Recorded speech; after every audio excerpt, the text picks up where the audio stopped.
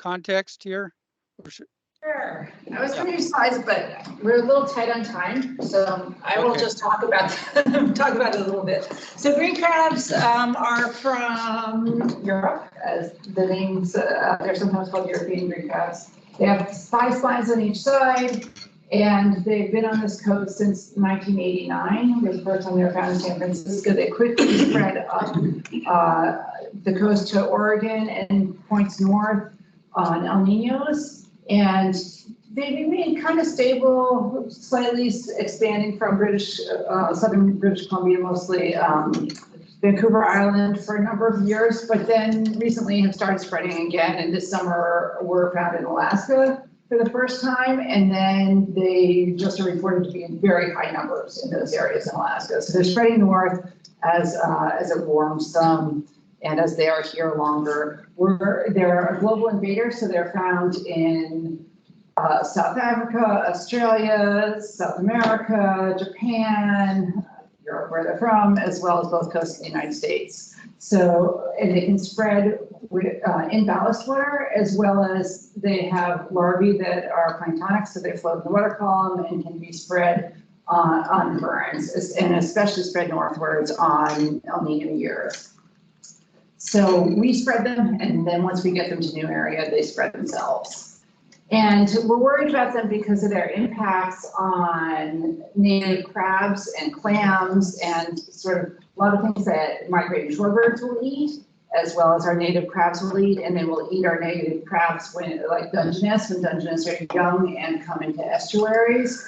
And green crabs stay in estuaries for the most part for their whole lives. And though they're not a very big crab, like this would be a really big green crab, if you're looking at a little big Dungeness, it's easy popcorn prey for them.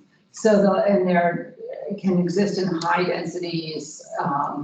So we're worried about their impact on our shellfish, and they also eat oysters and have been demonstrated to have impacts on oyster culturing in some places. They've been in fairly low abundance in Oregon throughout their time on this coast until recently. And just some slight changes, like a bit of warming, or we're not sure, or the blobouts off the coast that might be impacting. I'm just making conjectures here. We don't actually know why they're increasing now, but the blob has affected crabs that will prey on them as well. And so I wonder if that's part of it. Regardless, in the last several years, they've started really increasing in numbers. And here in Oregon, as well as in Washington, there's a big Washington effort now because there's been expansion there as well. Anything to add, Steve or Sam, that background? No, yeah, thanks very much, Kat. Appreciate that. I'm going to say one other thing too first, which is they're kind of amazing in that they have really broad tolerances for temperature and salinity, and they should be doing fine with climate change, and we found rapid adaptation in their genome for changes in temperature and other things. So anyway, I think I'll add is that Canada has a huge population of these crabs, and so even though that these crabs were originally from Europe several centuries ago, the reality is that the population we're dealing with have evolved and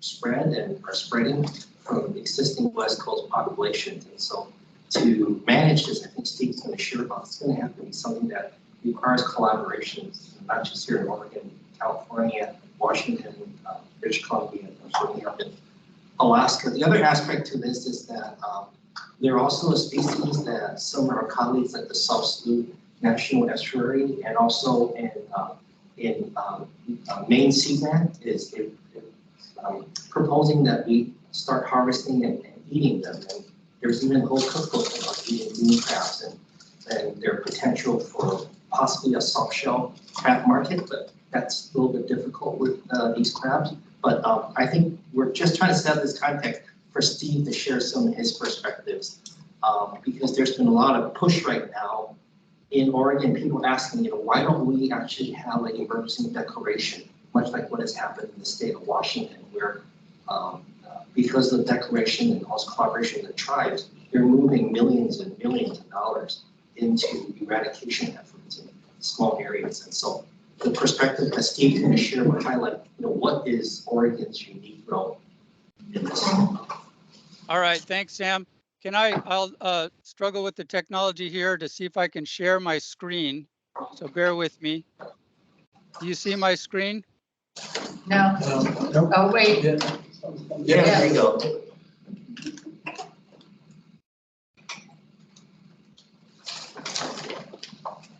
Okay. So you see the big slide here, management of European green crab in Oregon? Yes, Steve. Okay, great. Thanks very much. So I just want to remind the council here that the Oregon Department of Fish and Wildlife has categorized the European green crab as a controlled species. We have the list to maintain the list of controlled crustaceans, and specifically the green crab. Our designation allows them to be harvested, as Sam was pointing out, recreationally. But once harvested, it's unlawful to return those back to state waters.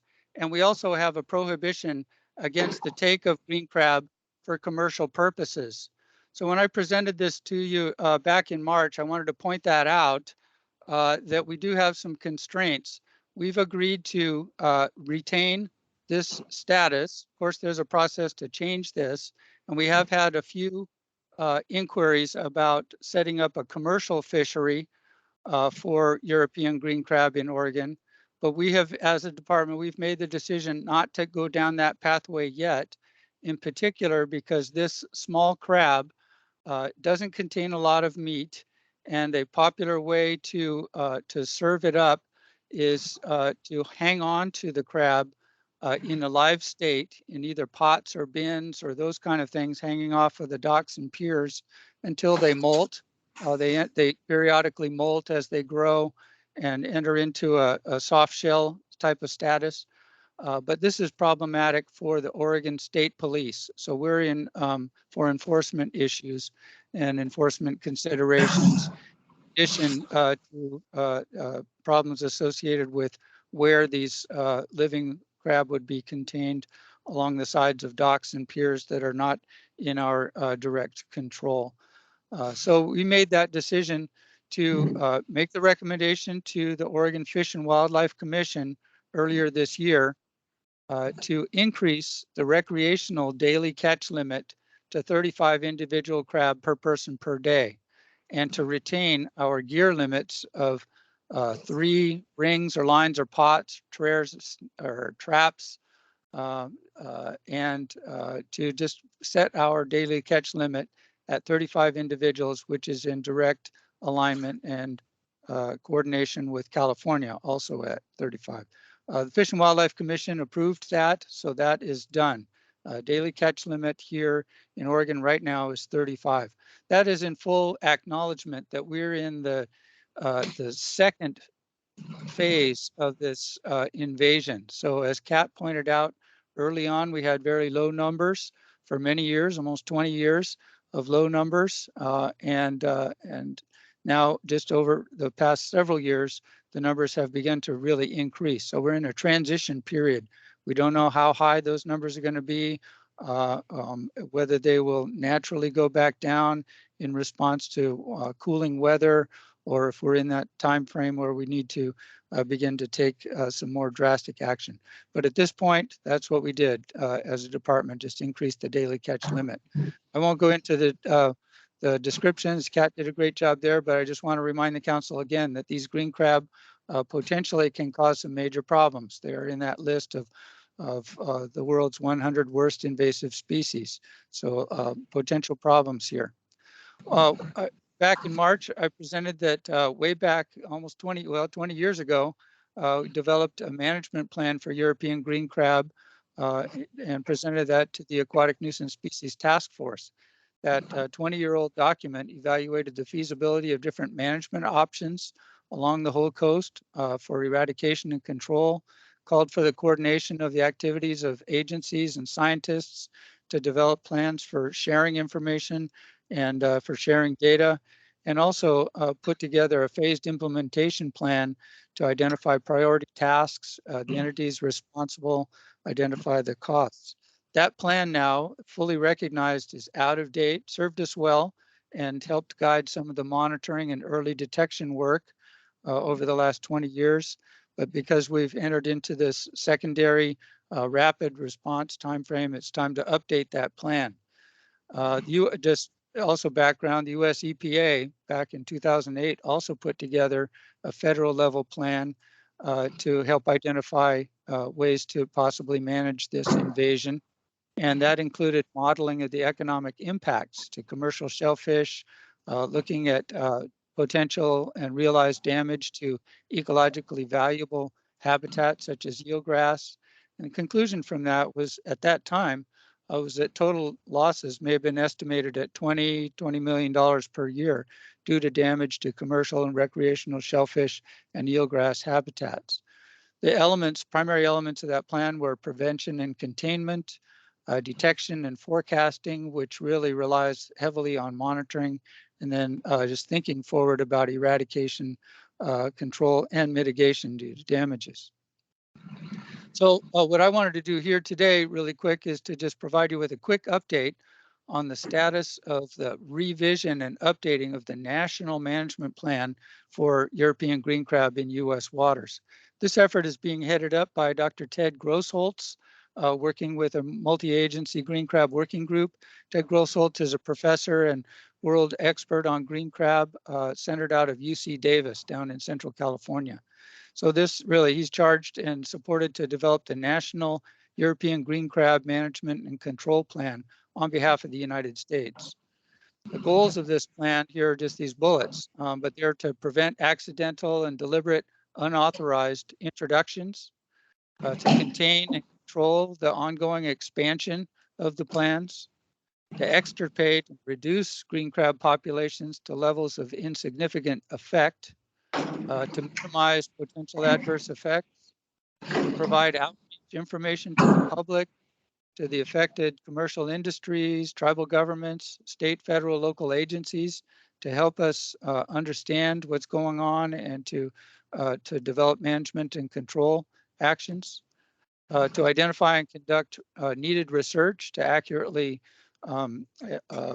characterize the impacts and the status of the invasion, and also to generate valid information necessary to develop effective management and control strategies.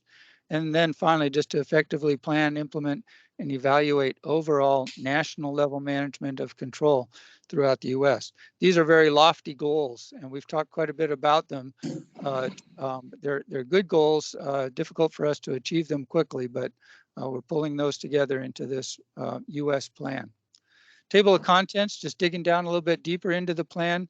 Of course, focusing in on management of the green crab issue, focusing in on prevention and identification of the transport pathways, recognizing the need for early detection and rapid response in areas where the green crab are just arriving or had not yet arrived, but were forecast to arrive. Professor De Rivera, another world expert on this, wrote the risk assessment plan, forecasting the arrival of green crab in Alaska waters, and unexpectedly, she was correct. They arrived there this summer. So some places are in that early detection, rapid response when the population is just getting started there, and those steps are super important to pick up on their arrival and to respond quickly when the population is very low. Other situations are in more of the control and containment situation. Sam mentioned that the state of Washington is allocating millions of dollars. Governor Inslee in Washington declared a state of green crab emergency earlier this year. And my counterparts up at the Washington Department of Fish and Wildlife have over 20 full-time staff dealing with control of European green crab. Likewise, other entities, tribal governments and counties have also put together significant personnel resources to trap and try to eradicate. And a lot of this effort is taking place in the Salish Sea, Puget Sound area, where the populations have been detected, they're present, and there are patches of populations, but it still makes sense to try to eradicate them. unfortunately, along the Oregon coast, when the crab were first detected here, they rapidly colonized our major bays and estuaries within a period of 2 years. So the outer coast of Oregon bays and estuaries is very similar to the outer coast of Northern California and the outer coast of Washington, where the populations are well established, had existed for 20 years at a fairly low level, and are now increasing. So our strategy here in Oregon at this point is to continue that monitoring effort and to focus on education outreach so people are aware of them, providing opportunity for recreational harvest, and then to continue to put together the risk assessment at the regional state level to decide what type of activity we really can engage in. So we're in more of the control and containment aspect of the invasion here at this site, and the national plan has a whole chapter on that, and developing up criteria for different types of actions for the bays and estuaries like Oregon.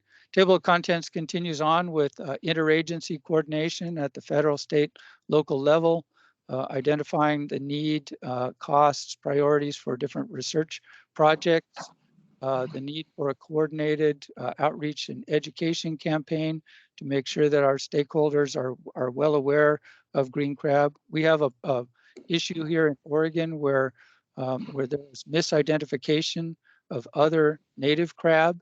So we don't want to encourage, wholesale take and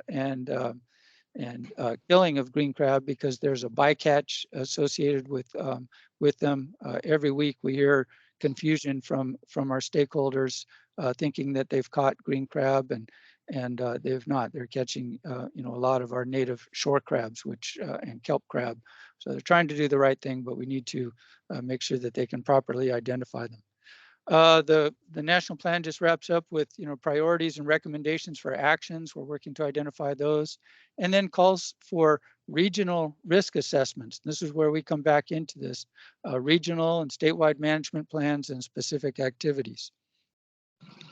So in Oregon, back in March, I brought before the Invasive Species Council here the need to develop a risk assessment for European green crab in Oregon waters.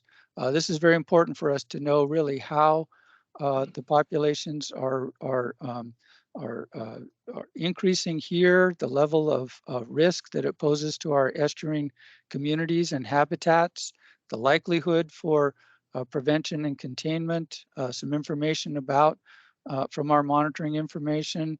Are we monitoring enough? Should we increase our monitoring? Is it possible to forecast?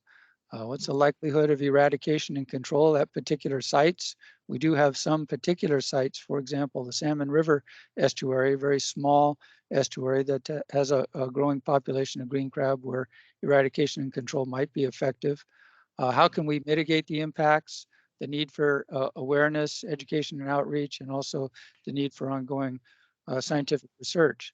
So back in March, presented that as an urgent need was to develop a risk assessment here in Oregon, and working with Kat and her students at Portland State University to develop just the very first parts of that risk assessment this year.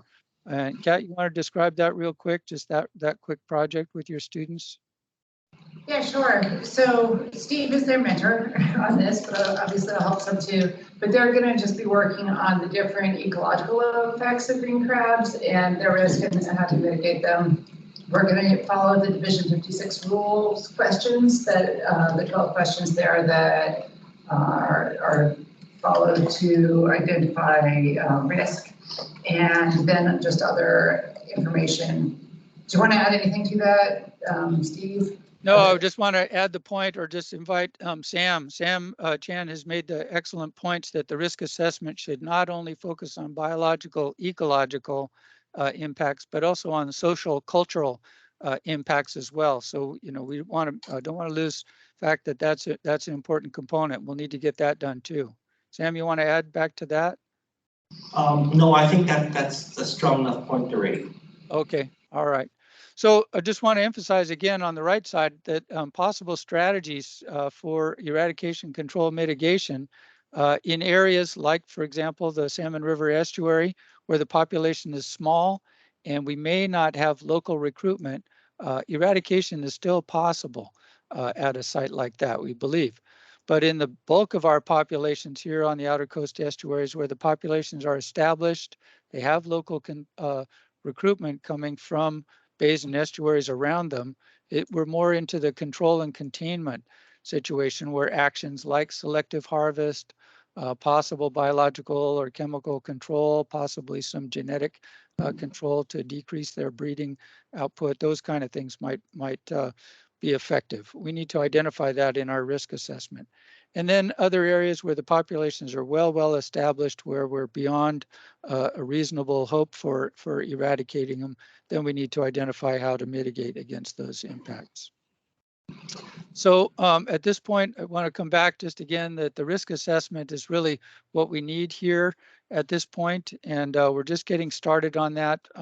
There's an urgent need for it, and so I think you'll see us continue on with the monitoring effort in the bays and estuaries, developing the risk assessment here over the next year, and keeping a close eye on our populations up in Washington, the actions up in British Columbia and now Alaska, and also keeping an eye on California. And just hope that it doesn't continue out of control so that we really lose this war. So with that, I think I want to just leave it there. So thanks for the opportunity to share. Thank you, Steve. Hey, Steve, quick question. I was just gonna say Sean School out there. Oh, yeah, Sean's there. Sean? Yeah. I don't know.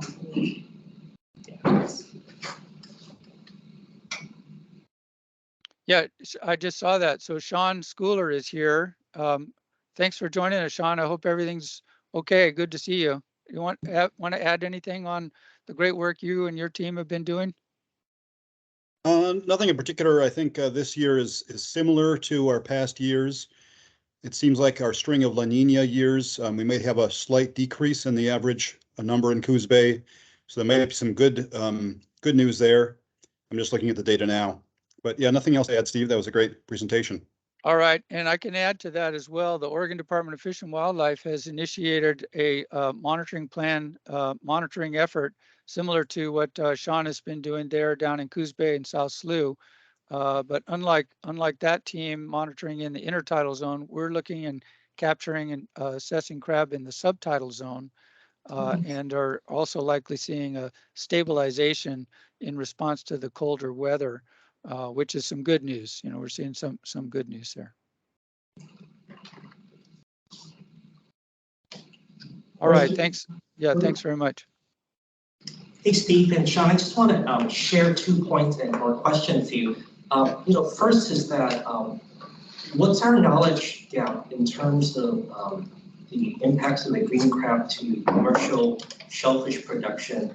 And then secondly, to native crab and shellfish. That's part one. And then part two is that can you share some perspectives on how the tribes are involved here in Oregon in terms of impacting salmon recovery and other aspects that are valuable to the tribes? Okay, yeah, thanks. Good question, Sam. I'll see if I can address them, and anybody else chime in. So with regard to potential or realized impacts of green crab on the commercial shellfish cultivation or shellfish mariculture industry in Oregon, here in Oregon, that industry is fairly small. We do have, an active group of 10 to 12 oyster growers concentrating up in Tillamook, in the Tillamook estuary, Netarts, here in Yaquina Bay, down in the Umpqua Triangle, and down in Coos Bay. The impacts to the industry are unknown at this point, but I can report that we have not heard hair on fire kind of comments from the oyster growers. We have heard that, yes, they occasionally do get green crab in their harvest. So when the oysters are harvested from the intertidal zone or the subtidal zone, brought into their processors. Occasionally they will find green crab in there, but they have not reported to us or to the Department of Agriculture at this point that the predation and loss of their commercially cultivated oyster products by predation by green crab is an economic issue for them at this point. So that's some good news, and that is in contrast to the information that has been let out for the outer coast of Washington. So we're in conversation with them, but we haven't heard that it's a big major problem yet. The one little weird place down in the Umpqua Triangle where oysters are grown on suspended lines, they're up off the bottom. Still possible for a green crab to recruit to those lines, but they simply couldn't crawl on the bottom and climb up there. They'd have to recruit as larvae and then grow up there. Second point was, what are the impacts to native crab? That's a good question. Experimental work has been done here in Oregon. Tim Davidson, when he was an undergraduate student, did some work there to look at predation by green crab upon juvenile Dungeness crab and predation upon red rock crab. And yes, in laboratory experiments, the green crab will prey upon our native crab. Have we seen strong evidence in the field in terms of a reduction in that critical important metric, the catch per unit effort? The answer to that is no. The recreational crabbers have not reported a decline in the availability of Dungeness crab or red rock crab. In our monitoring, we haven't seen a decline in their catch per unit effort. We do see in our subtidal monitoring the co-occurrence of green crab and Dungeness crab of all sizes in the bays and estuaries. We're fortunate that the circumstances, the green crab are typically a bit further up in the middle mesohaline, middle region of the estuary, and much of the recreational sport crabbing is down in the more mouth of the estuary, down in the marine dominated sites. So we catch more of the green crab further up the estuary where they interact with more of the juvenile crab that are the non-keepers. But we're on guard. That's one of the reasons, in fact, primary reason why we started the subtidal monitoring. So we're going to keep tabs on that. And that assessment is part of this essential ecological risk assessment. Okay, third part of Sam's question was how about involvement with the tribes? So the Oregon Department of Fish and Wildlife Shellfish Program conducts an annual meeting to share information with the Siletz tribe, with the Coquel tribe, and we're in pretty good conversations also with the Confederated Tribes of the Coos, Lower Umpqua, Sayusla Indians, and now also with the Grand Ronde tribe. So this issue, sharing information with the tribes, is on the agenda for our meetings. You know, we're talking about it, but I'm not aware that it has become, you know, a huge issue through those meetings and conversations with the tribe for our local Oregon coastal tribes. Thanks for your great answers. One more question, Steve. You mentioned to me something unique about 3.5. Can you share that with the council about how you came up with 3.5, 35 catch? Oh, so yes. So the problem of identification of green crab is an important one, and crabbers like to pride themselves on being able to recognize the diversity of our crab, and we have a great number, you know, up to 15, 20 crab that can be caught in traps and such here. But there's a misidentification problem where folks will catch shore crabs or kelp crabs, something unusual, and because the green crab is in the news, they will misidentify green crab and end up killing our native crab. So for that reason, we didn't want to do an unlimited catch. So the 3.5, the green crab have distinguishing physical characteristics: 3 bumps on the carapace between their eyes and 5 spines on either side of the eye. Sam has made the excellent point that we should stop calling them European green crab because 1, they're no longer European, they're on our shore. 2, they're not always green. And we should possibly rename them as the 5-spine crab or something along those lines, which will help with the identification. Thanks a lot, Sam. Yeah, thanks, Steve. Yeah. I think you should publicize the 3.5 more in the Yes. ODF and W regulations, so people can make that connection. Yes, we just had a very nice meeting. I think that was last week, wasn't that, Sean? Down in Charleston with our education outreach, looking at our websites, identification guides and such. And we fully recognize that we need to put a greater effort into how to properly identify these crab. Thanks. Other questions for the group?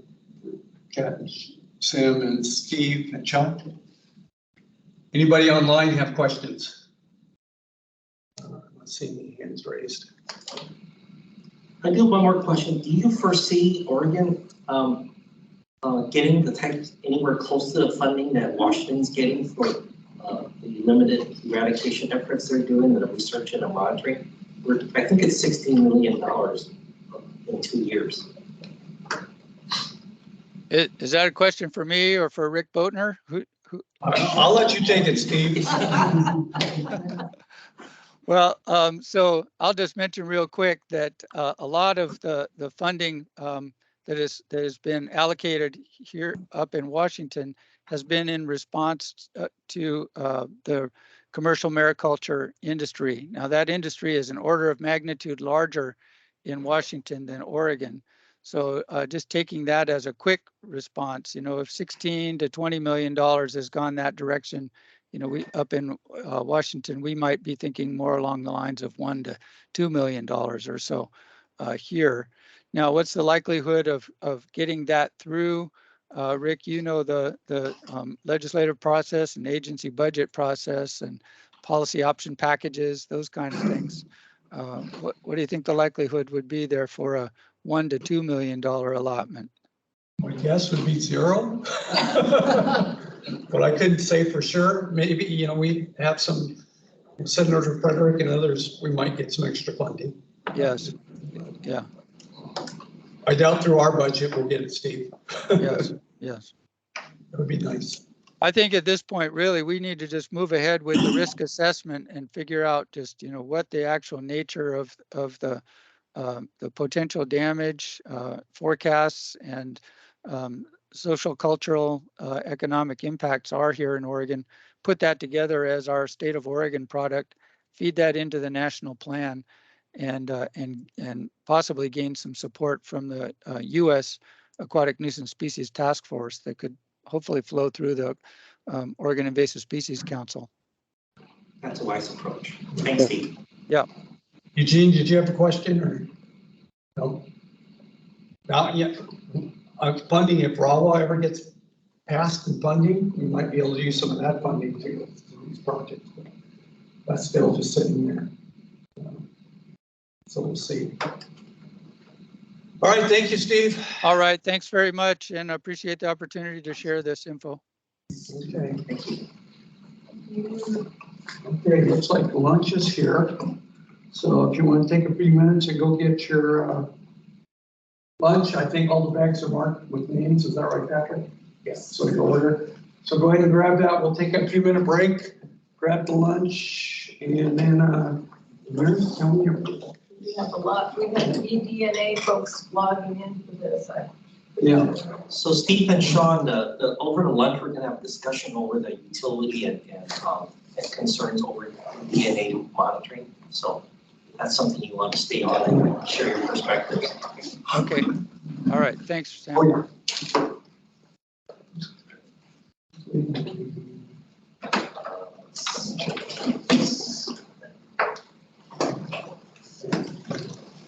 Okay, give us a couple of minutes and we'll get started on that one. 2-minute break. Okay.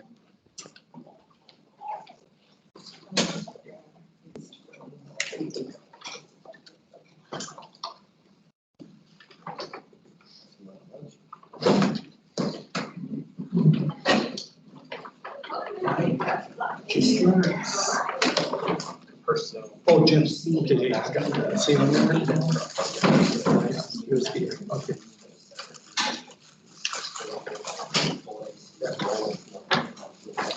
Yeah, I mean, Chris has talked about 25% of what's going on. Yeah.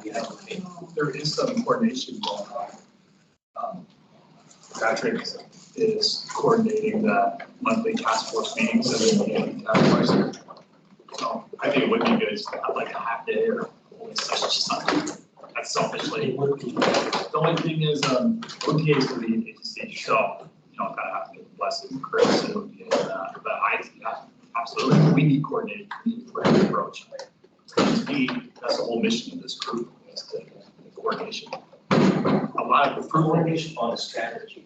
yeah, oh, absolutely. But a lot of coordination's already happened over the years, like the custom vectors. And I did mention this data hash seed. So that's kind of like where we're at for management, is collecting seed and putting it in long-term storage. But that, yes, coordination and planning came about because of the council too, from Karen Ripley and myself. Anyways, OSU. So, yeah, there's some things going on and we need to continue that. I would really like to have a, they say I'd like to have a invasive forest pest, maybe a wood board, like a fire, almost like a firewood task or something, a solid wood task. Like commodities. Yeah. I'm open for a specific forest. Chris wants to, and I see the utility of this, just kind of keep it a forest grow. EAP task force response, like targeting Washington County and forest growth, but then there's a bigger issue with fire risk. It's still all out. It's just ever since there's so much interest in the state, it's kind of continuing you want to put that measure where you can move in and visit their part of the corridor. Well, there definitely is right now, through the task force and the Invasive Species Council and the network.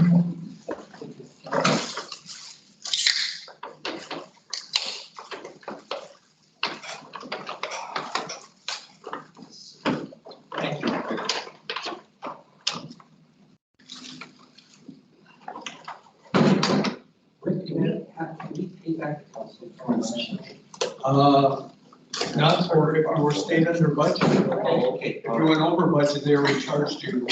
They asked for your credit card. I was gonna get a brownie, but I was over budget. I know, I was like 7 cents. I go, well, I'm happy this and this. I'm not gonna use my credit card for 7 cents. There's my access to them. That's, they call that a chocolate peanut butter. Okay, that's very generous of you. Okay. I was under budget. Yeah, you were. It was kind of fun doing that. You get to order and 14 minutes. I was hoping to see a soup option that was running that. That's gonna be soup season there.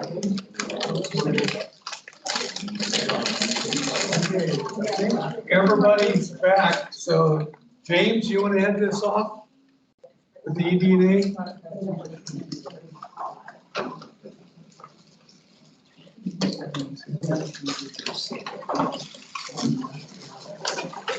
I see one.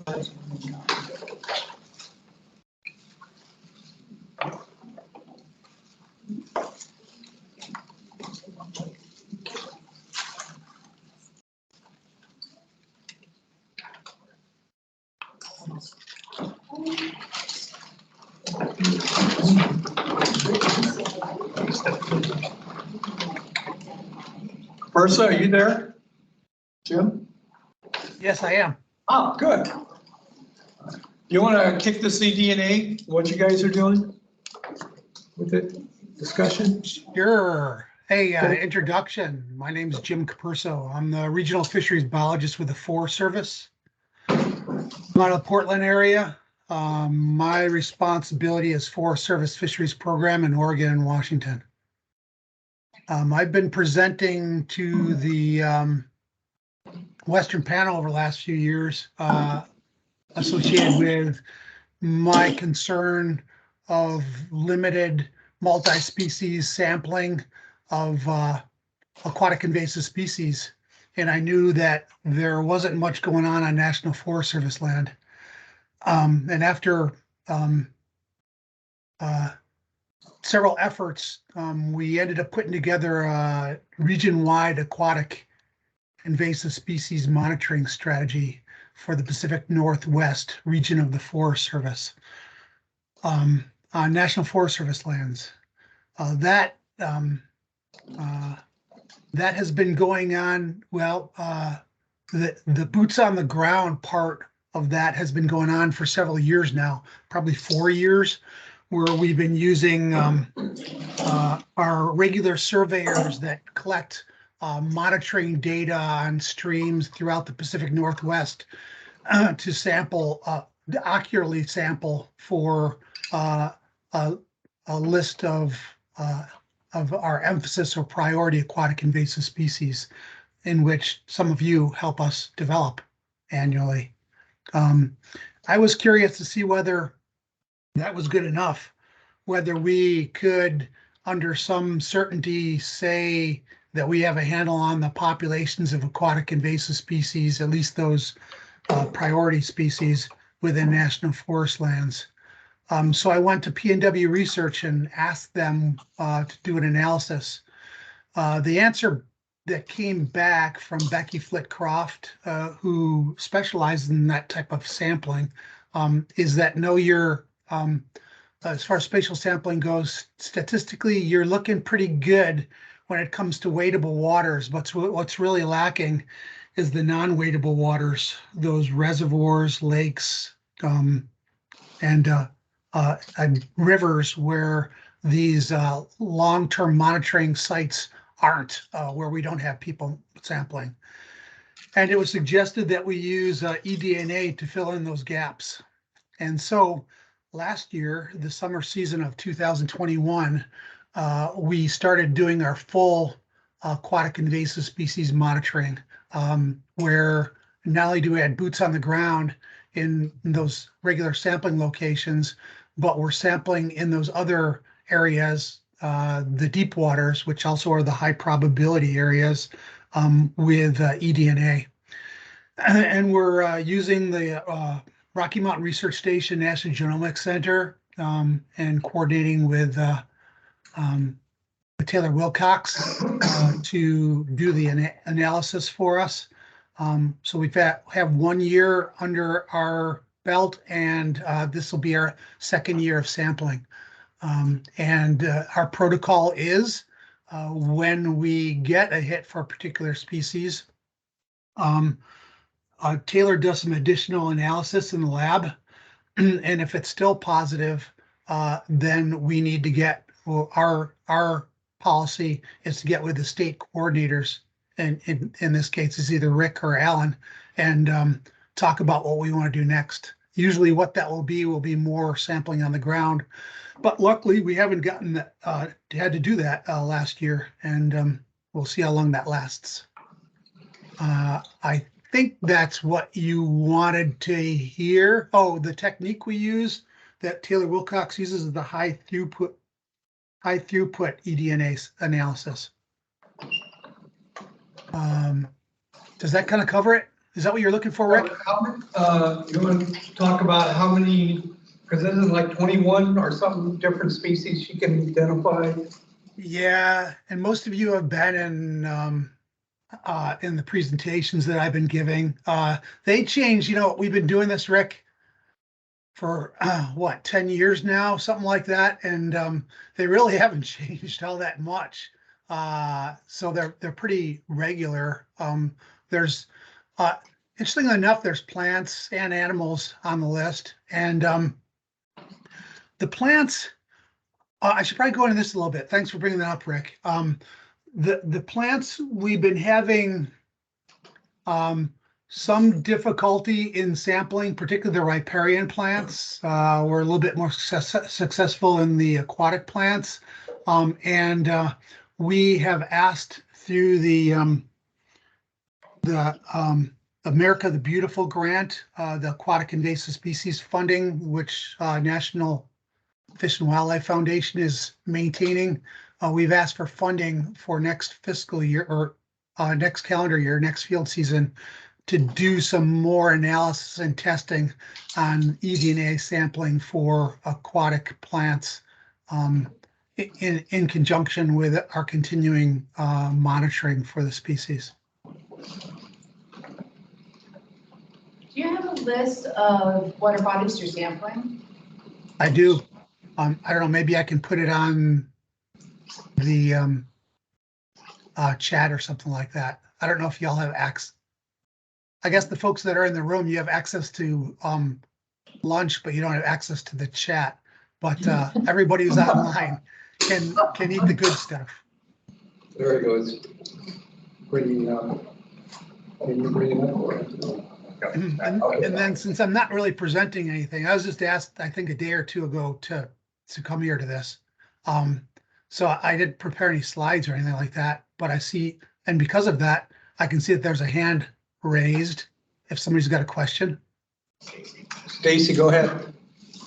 Yeah, James, I am the BLM Regional Invasive Program Lead for Oregon, Washington, and I'm curious in learning about your list of aquatic invasive species for this effort, because I see a similar lack of data and knowledge on BLM lands and aquatic systems for aquatic invasive plants. And so, yeah, just curious if you could share your list. Thank you. Yeah, and I'll do that after I finish speaking. I'll put it on the chat. A couple other things.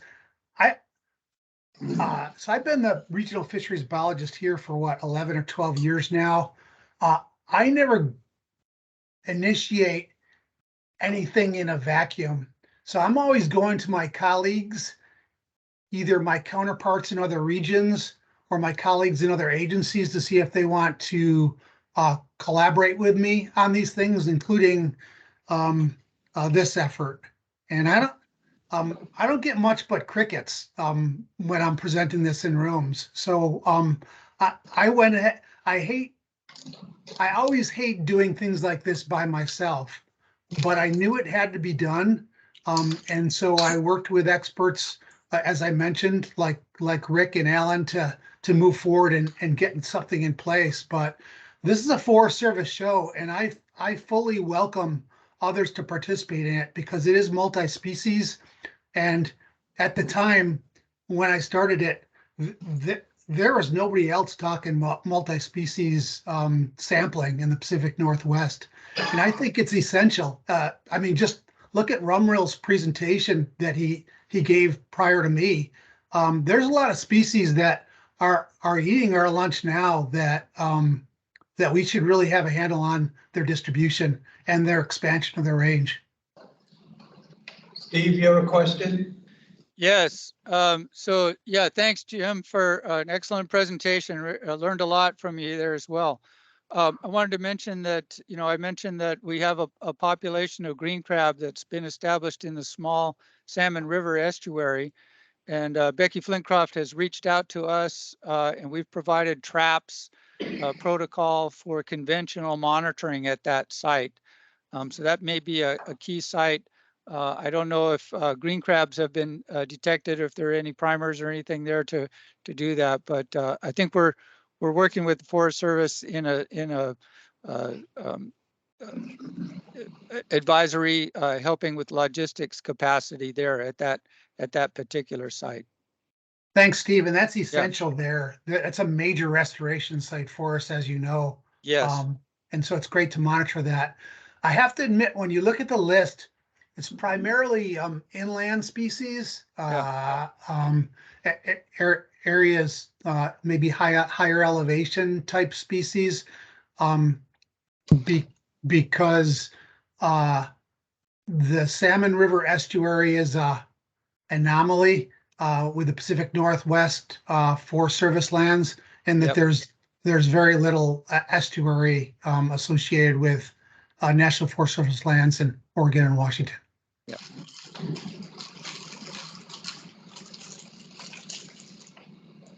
I'll note that the Forest Service is on the list of partners that Speak loudly, Robin. that Pacific States gets monitoring data from for the least for quagga zebra mussel monitoring map. So a lot of the Forest Service ARAMP stations can be found on that map. It is a little tedious to go through it through the public facing interface, but there is a password protected link that you can obtain and search the sites out. I was just wondering, so we can best, I mean, I'll just reach out so we can best coordinate our Central Basin Reservoirs monitoring efforts with yours, because we're resuming EDA and we look for a bunch of the species that you look for, but in general, our looking is exactly that. It's, you know, visual surveys, and then we only do the EDA for the mussels. So it would just be good to coordinate. Hey, that previous voice, was that Robin? Yeah. Robin and then Kevin. Okay, yeah.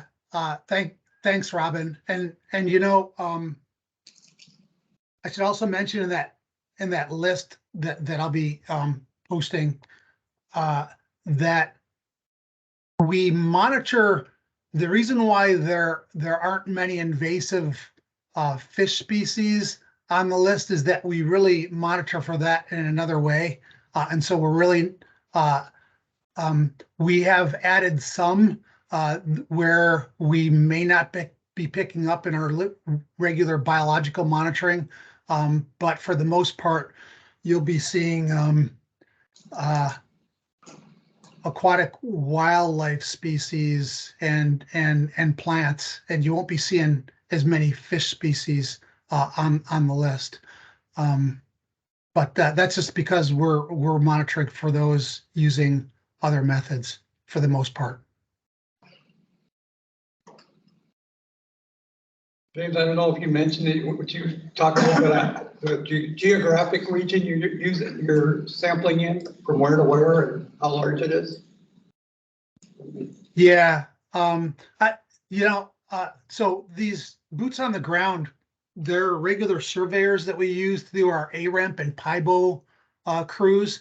The ARAMP crews monitor the effectiveness of the Northwest Forest Plan, and the PIBO crews monitor the effectiveness of the infish and packfish. All those documents amend forest plans. They have set up these regular transects that are throughout the Forest Service system, and they return to them in general every 5 years. They return to the same site and sample. These individuals are trained for the identification of these focal aquatic invasive species by experts, either Rick and his crew, or Alan and his crew, or sometimes Sam Chan join and his crew train those crews so that they have a handle. They're better than most in the identification of these focal species. The eDNA sampling is being trained. The samplers are being trained by Taylor Wilcox and the Rocky Mountain Research Station. Thank you. I should say also, so right, getting back to Rick's question, the large water bodies that we're sampling, that these boots on the ground aren't sampling, those water bodies there's 10 per forest that have been identified, and the forest program managers identified the most popular water bodies that they wanted us to sample.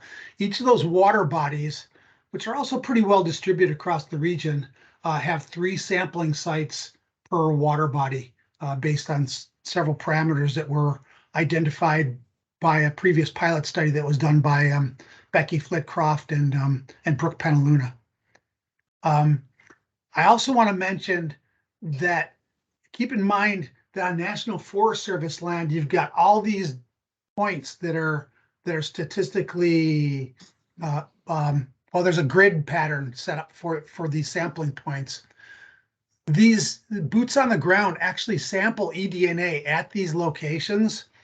We don't analyze those because we have eyes and ears out there, but those are in a freezer in the Rocky Mountain Research Station lab and the National Genomics Center.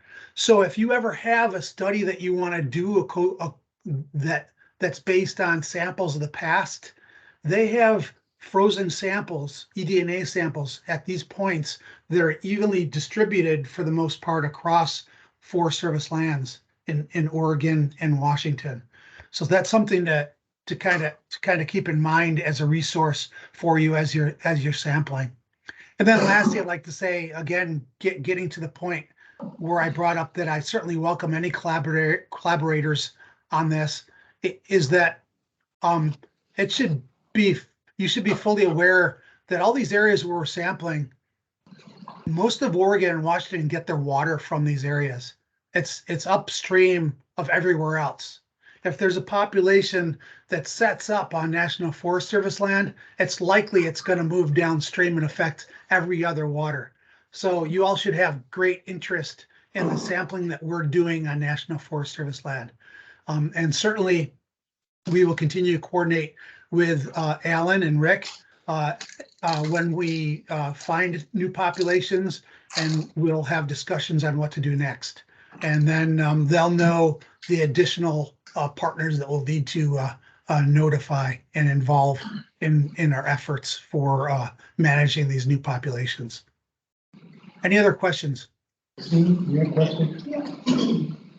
Jim, Chris Moffett here. Hi, Chris. I'm interested in how you're making these data available, and also, the whole risks and benefits of understanding the tools and so forth. And then to go back to my initial conversation with you is, looking at David Lodge's recent essay and saying, are we going to move this into the regulatory arena? And that segues to issues like ballast water and things like that. So what do you, I think to go out to the highest level of, how do you see this has evolved in your agency? How do you make the data available, and what sort of forensics follow up in terms of protocols and so forth can you discuss? Yeah, lots of questions in there, Chris. One is data management. We have you know me, I'm really candid, and we have a corporate database, as you all do. Ours is really clunky, and it doesn't share data with different agencies.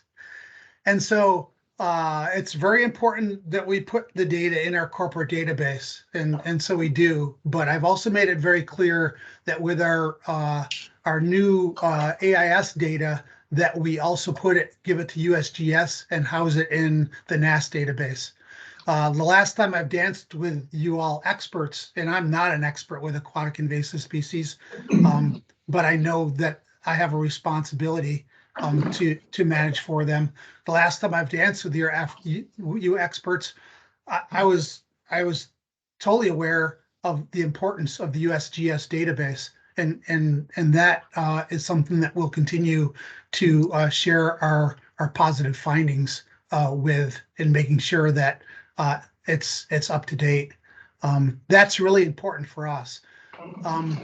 You talked about the regulatory community and how it might shift to the regulatory. I think I'd want to start out answering that question in that I knew we didn't have the resources, financial resources, to do a lot here.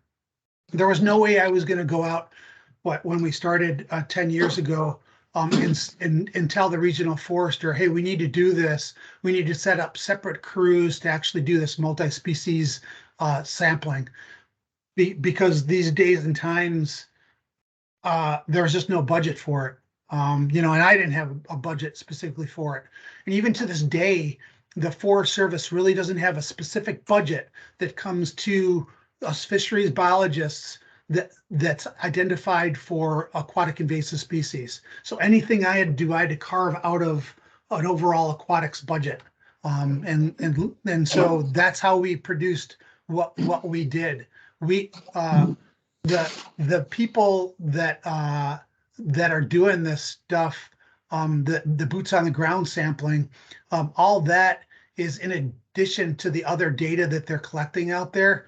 So in essence, it's a benefit that Chris Hirsch and and others, Carl Saunders, give me, the only thing that I pay for is the eDNA analysis. And we do as much of that as what I can afford in carving out funding for it. Hopefully we'll get more funding to do more. But as far as whether this turns into a more regulatory thing and turning over to regulatory agencies, they're going to have to get a robust, more of a budget to be able to do something like this on a larger scale. I feel like we're just doing the tip of the iceberg and minimizing things when it comes to national forest land. For instance, we're just dealing with that small list of species, 20 or 30 species that you've seen before, Chris. And that's the way we had to do it, because realistically, there's just so much you can jam in the minds of our techs as they're going out to the field to sample for these species. It would be much more of an effort if you talk multi-species with one agency over an entire state or multi-states. You got a question? Yeah, what is your confidence level in, how minute amounts you can detect and that you don't get false positives?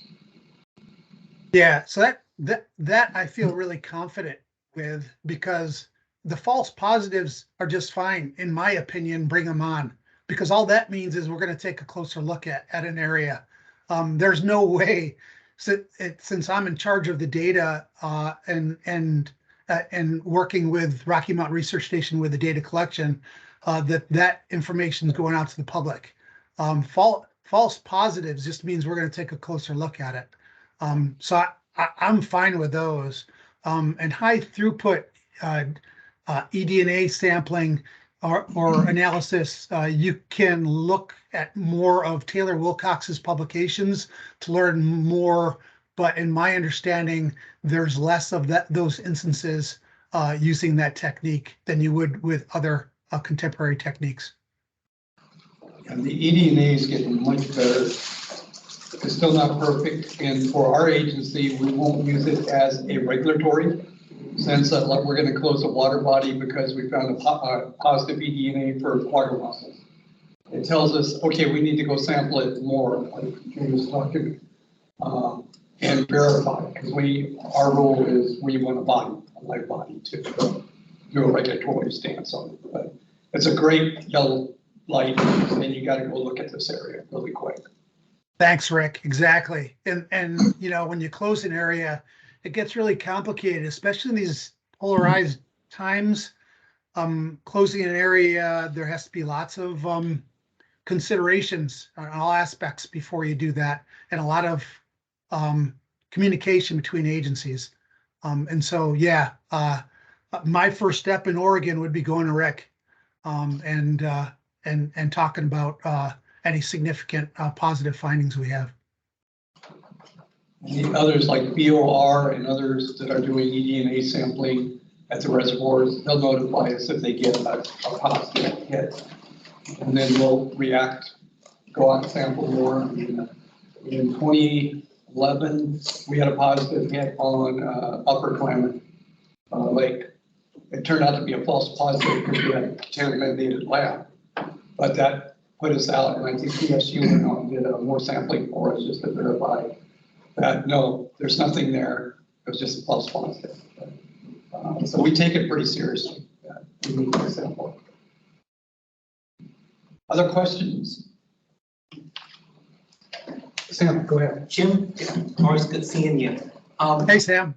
In terms of the eDNA technology, how far are we in distinguishing between living tissue versus dead tissue and fragments which could come from contaminated air and other aspects?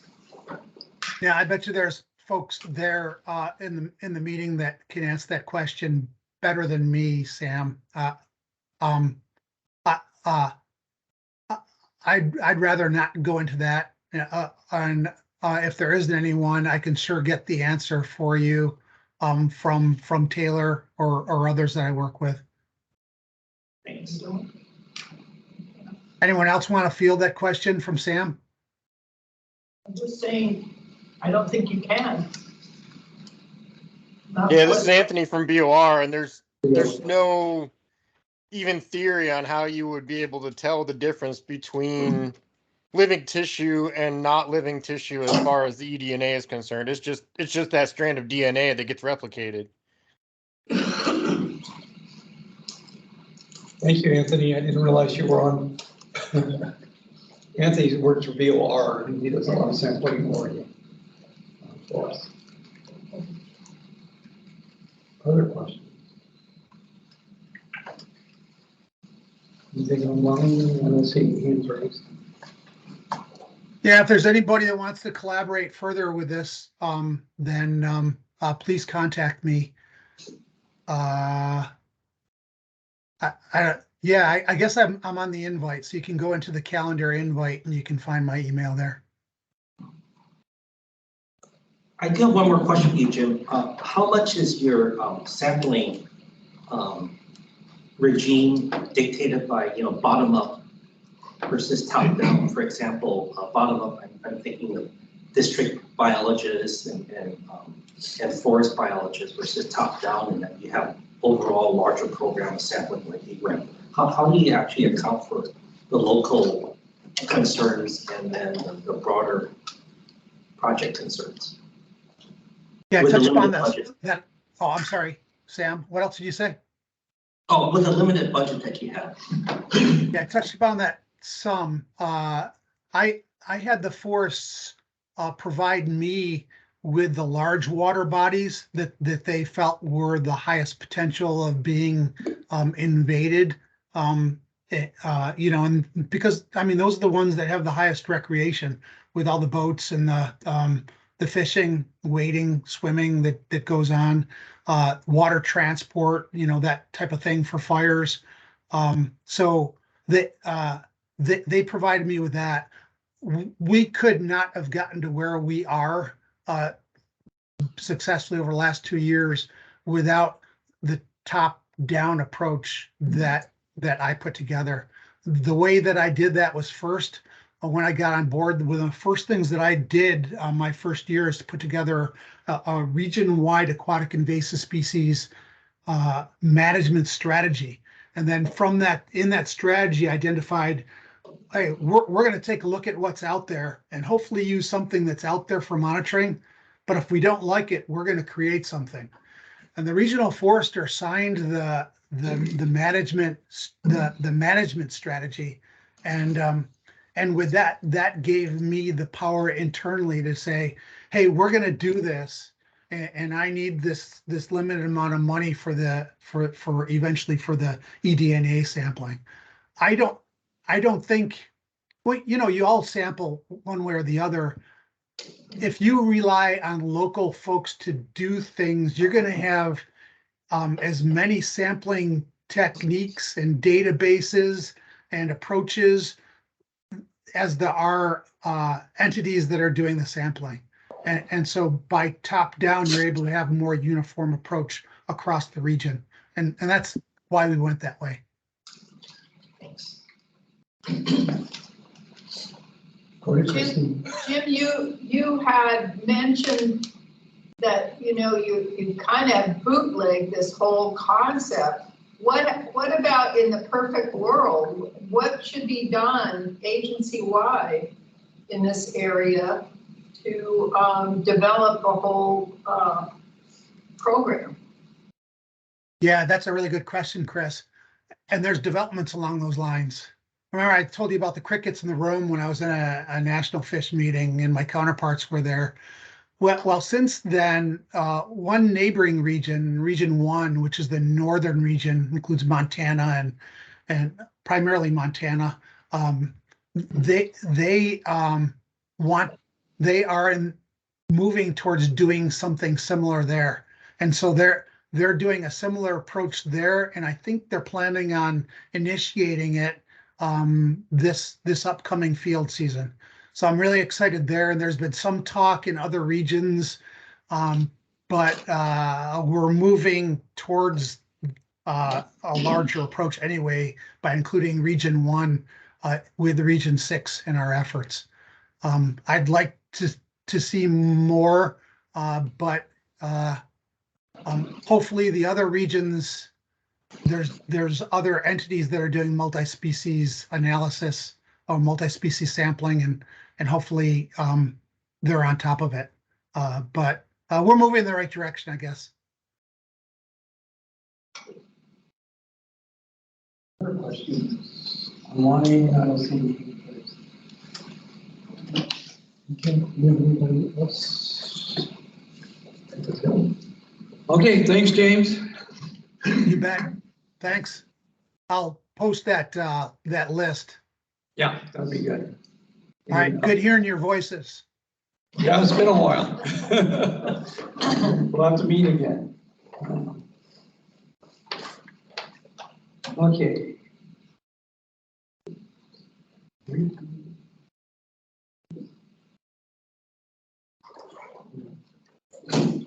Is anybody on from Marion County Soil and Water Conservation District?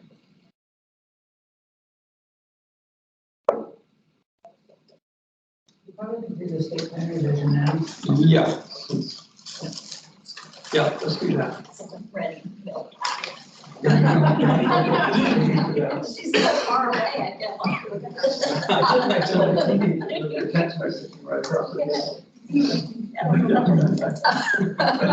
I didn't prepare any slides for this because it's a pretty basic update. We are almost done with the implementation table, which is the biggest lift possibly in the entire plan. What the implementation table does is it identifies all of the action items that we have come up with through a variety of stakeholder meetings and other group meetings, as well as pulling action items from existing work that's being done on the ground for aquatic invasive species, as well as from some existing other agency plans. And then we're asked by the ANS task force to identify what FTEs currently exist for those action items and how much state or federal spending is going into them. And we've added an additional column thanks to Sam's suggestion in terms of sort of a wish list, because these action items are supposed to go out at least 5 years. There's a lot of things that we want to do that we've identified as high priorities for the state, but we don't have funding for, or we're doing with what we can kind of cobble together, but we want to acknowledge that this is maybe not the ideal amount of money if we were going to implement the action item at sort of the full scale that was originally developed for. So once that implementation table is completed, it's still in draft form, obviously, we will be able to send it out with an entire draft of the state plan. So it's coming in the next couple of weeks. Hopefully, we will get all of our I's dotted and T's crossed. One of the things that will happen, and some of you will be getting an invite to this very soon, is that we have not filled out the Invasive Species Council wish list for the action items, so that will come next. A lot of folks who are going to be on that call have already gotten a little introduction to the process, representing their own agencies or entities, but that'll go out next. And then we will be ready to review the document as a whole. There's a council review process. We've also lined up about 20 stakeholder reviewers for this. And then it will go to the ANS task force informally for review. That'll give us some time to do some revisions. And then with luck, we will be able to submit it to the January ANS task force meeting. A lot of this is just dependent on how long it takes to get feedback, especially as we start going into the holiday season, which tends to be a bit of a roadblock to getting expedited feedback from folks. Otherwise, it will go to the next cycle for the ANS task force for our final review. So that's where we are. If anyone has any questions, let me know. I know we've been talking about this for a while, and a lot of this is just the difficulty of getting official buy-in from everyone. There's a large part of the process that I can just do myself, but I really wanted to make sure that, especially for those of you who represent agencies, no one was being blindsided by this list of action items and sort of descriptions of what's going on currently or what we hope future projects are going to be. So, these numbers should not be too terrifying because no one's holding you to them. They're really there both as a placeholder to allow the ANS task force, and particularly the U.S. Fish and Wildlife Service, to identify how much is being requested for aquatic nuisance species work versus how much they're actually able to get through an appropriation. There's going to be a huge gap there. And then with luck, because this will be signed off by the council or other entities, this will give a little bit of legitimacy to folks who are going after grants and other funds to actually implement these actions. So we'll be able to say, hey, this was approved by the Oregon Invasive Species Council, who feel that this would be an important priority item, and there's kind of a ballpark what we're looking for in terms of spending. So that's where we are. Any questions? I'm hoping to come to you once we get that first draft approved. I'd like to put in a few sort of success stories from action items from the 20-year-old original state plan, because that one did have some really specific opportunities identified. For example, PSU through, I think, funding from Glenn, and so maybe the Forest Service was able to do a survey at 10 Mile Lake in terms of boaters and awareness of boat washing and other things. So I'd like to put in some success stories for some of the things that we eliminated because they had been achieved in the original plan, just to make it a more interesting document to read, but also to demonstrate that yes, things have happened in the last 20 years. So, good. Any questions? Is this going to be tied to any funding from Fish and Wildlife Service like the original one? Yes, so having a state plan is part of what is required when applying for state plan monies through the Fish and Wildlife Service under the National Aquatic Nuisance Species Prevention Act. So, and that has a maximum allocation of $4 million through congressional appropriations, but that also includes some of the QZAP funding as well. Each state or interstate plan gets the same amount of money. So when we started 20 years ago, PSU, who receives the funding from the state plan as the coordinator, was getting a fair chunk of money. That's when there were 10 plans, and now there are nearly 50 plans. So that money is great and fantastic and does a lot of work, but has changed significantly over the years. But that's certainly not the only source of funding for this. And it also represents funding that doesn't necessarily just come from that source. Right. So if you were reading this plan at some point and you have an action item that you think is really high priority for your entity and it's not there, you can throw it in there. Right.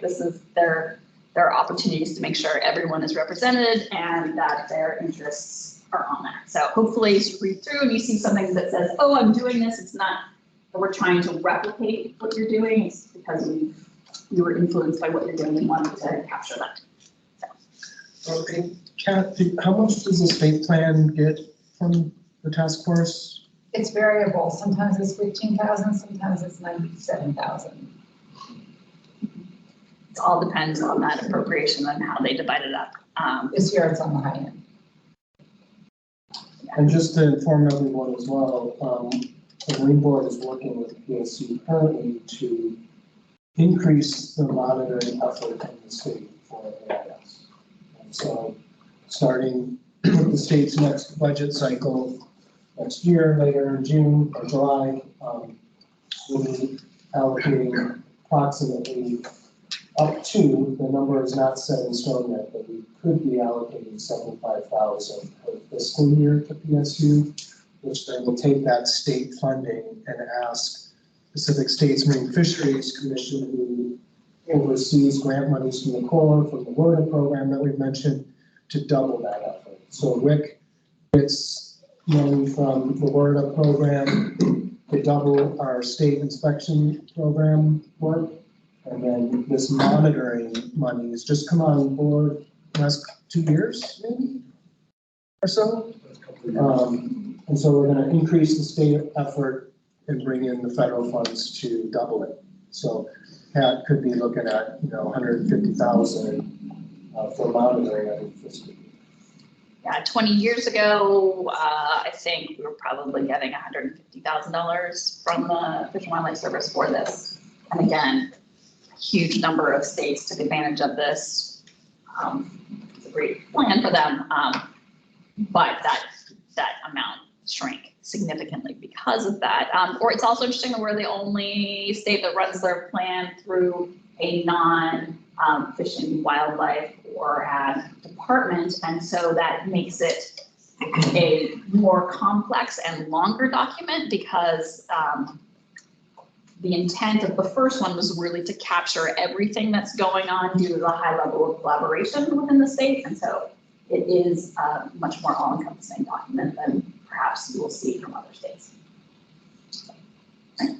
And then in addition to the money coming for Port of Portland and Bureau of Environmental Services in Portland are both interested in local monitoring in the general Portland metro area. So we'll be thinking that up as well to get water bodies that aren't as high in calcium, so not as obviously high risk, but are visited a lot by a lot of people. So we'll be monitoring a lot. Which is good. Robin, question for you. In your studies of other state plans, are there anything that you think that is standing out in the Oregon approach that you can highlight as a best practice that can be used by other states and in the process, maybe highlight that as one for further development funding, in addition to further development funding that's unique to that Oregon can be further developed? I think what's really interesting when you look at other state plans is that there's a big difference between states that wrote their plan after they had an emergency, such as the arrival of the water mussels, versus before. So Colorado's plan was written after they got the water mussels, and they are very focused on Colorado Parks and Wildlife and mussel response. And a lot of on-the-ground projects that are already ongoing that were funded by their state legislature, which put several $1 million into their annual A&S budget. And so it's really hard to compare the really old plans, which were written at least on the western states pre-mussel, and then the newer plans which are coming in sort of post the mussel. And like, so the Great Lakes are early plans, but all of those were written sort of as a mussel response. So it's really hard to compare, which is tough, especially because some of them are so state agency, single state agency focused versus all broader range.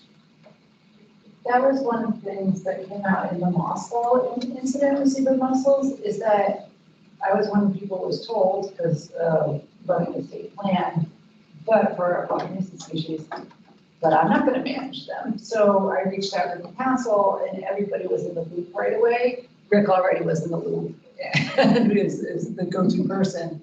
But it meant that everybody was brainstorming and knew about it in a lot of other states. It was pointed out to me, it was that agency, they just were taking their action and it didn't get out there. And so we're forced to communicate about it. Right. And I think that could be a real benefit. Other states could do that too, but they're not forced to, so it doesn't happen. And that was really written into the original plan, this emphasis on, because this is being written and proposed by an academic institution, the focus is really on collaboration. And you don't see that in a lot of these other plans. You're starting to see it in plans where they're rewriting their plan. And ideally, they're updated every 5 years. 0 states have done that. Maybe Tahoe is the only entity that's done that, but their plan is only 11 years old. Tahoe's a little bit cheaper. Yeah. Well, they have a lot of money. Yeah. Tens of millions. They have a lot of money too. There's an example of Yeah. post-funding. questions about the plan, the strategy? So we're also unique in that we include marine species, so that's another one that a lot of plans don't touch at all.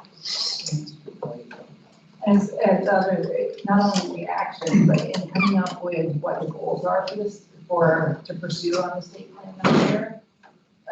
It's always PSU and Marine Board and Fish and Wildlife, and sometimes other people too, but we make sure that it's a multi-agency effort of identifying what we should pursue. If other people feel like they should be involved, let me know. Just to say that all of you will be getting a draft very soon to comment on, please. Thank you, Robin, for letting I think it was getting us all, getting our numbers in. It's good. Okay.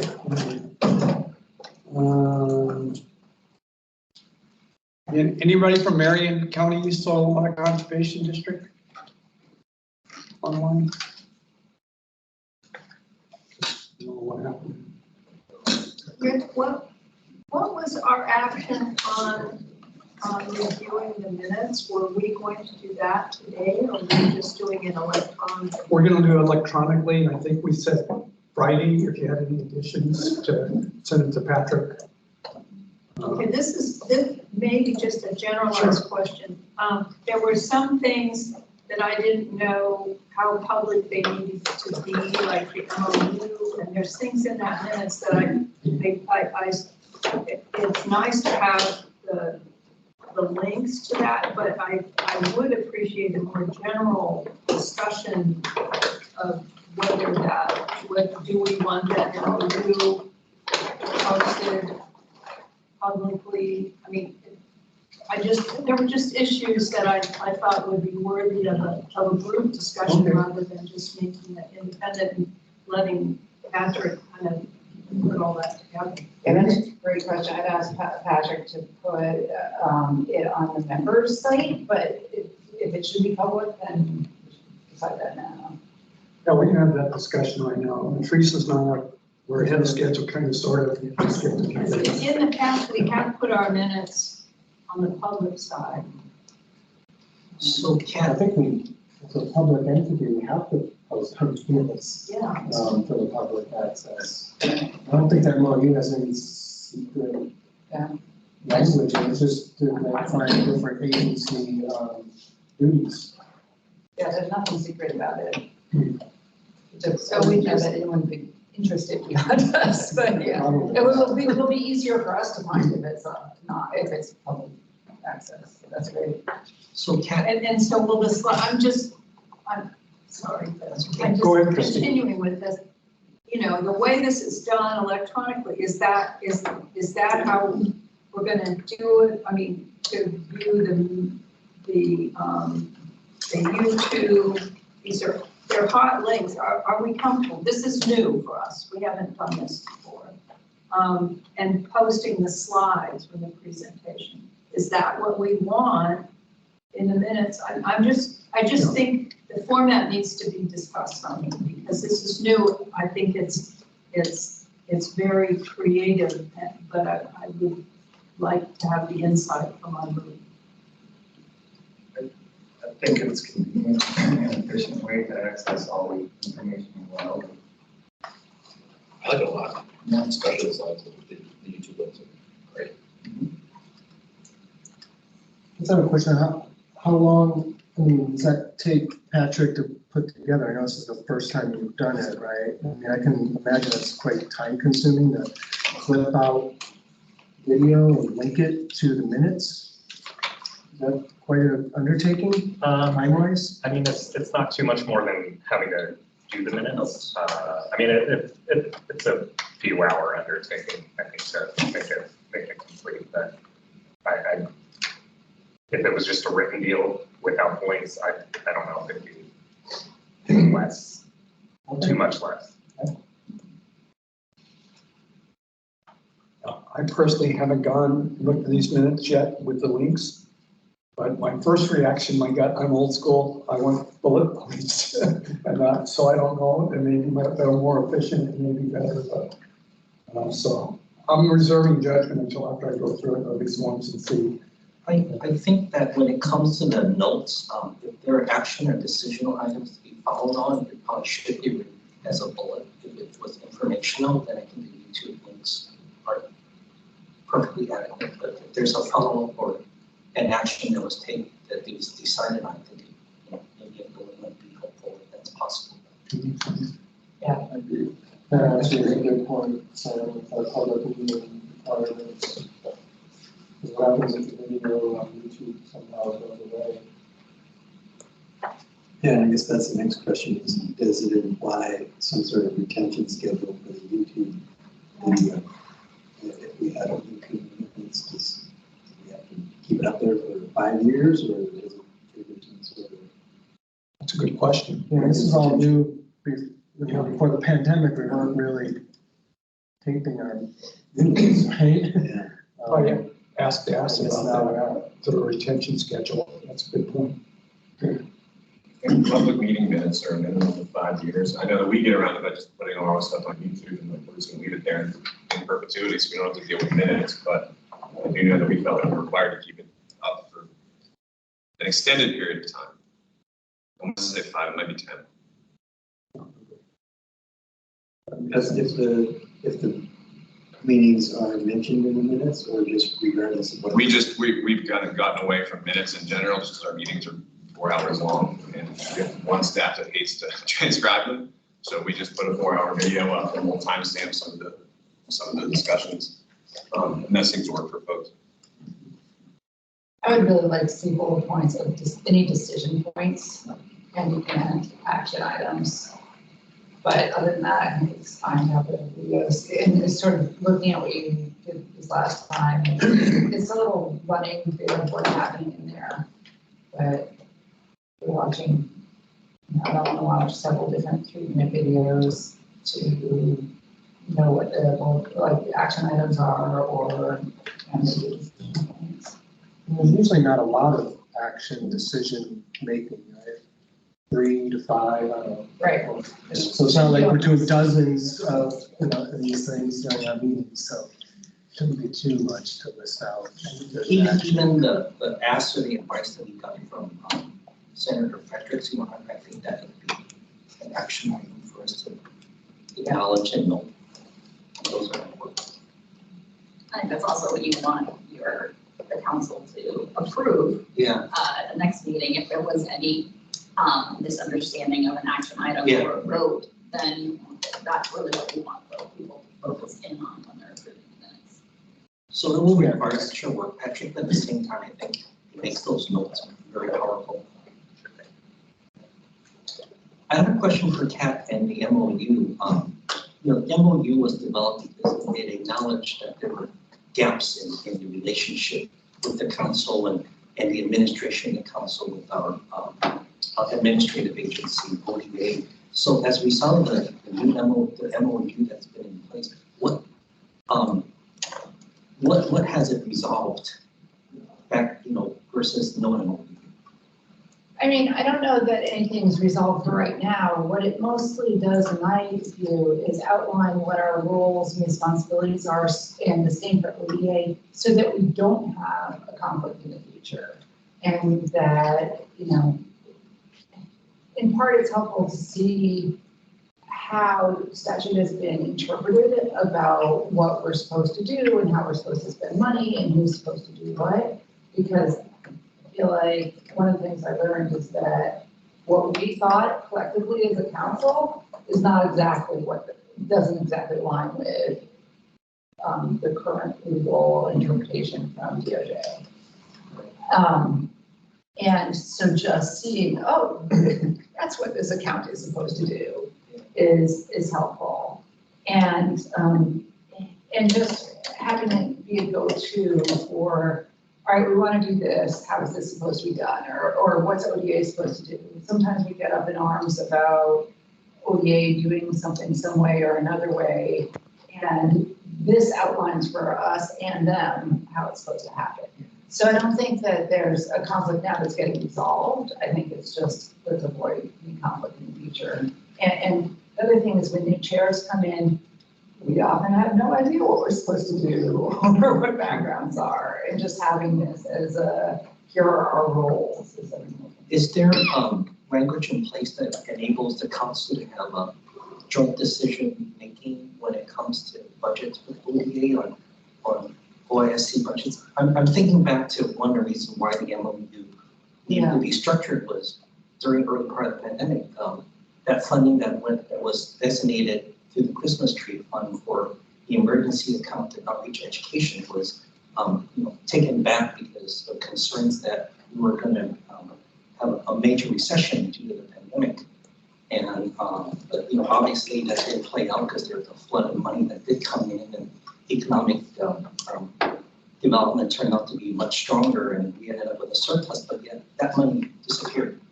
And so the council was not really involved in that decision making. It was more of a decision was made, we're in an emergency crisis mode, the money is gone, but we never really resolved what happens later when the money did come back to the agencies in some ways. Yeah, so there is language in here about what to do, and that's that we'll come up with what our ask is, bring it to ODA, who will consider it, and they will tell us. There's quarterly meetings with the director. We had monthly meetings, and I realized this is not realistic. And so it says quarterly or as needed. And so we can request more meetings, and they can as well. And then just sort of what's written in here is more conversation across both parties, and then they have to consider what we ask for. They don't have to do what we ask for, though.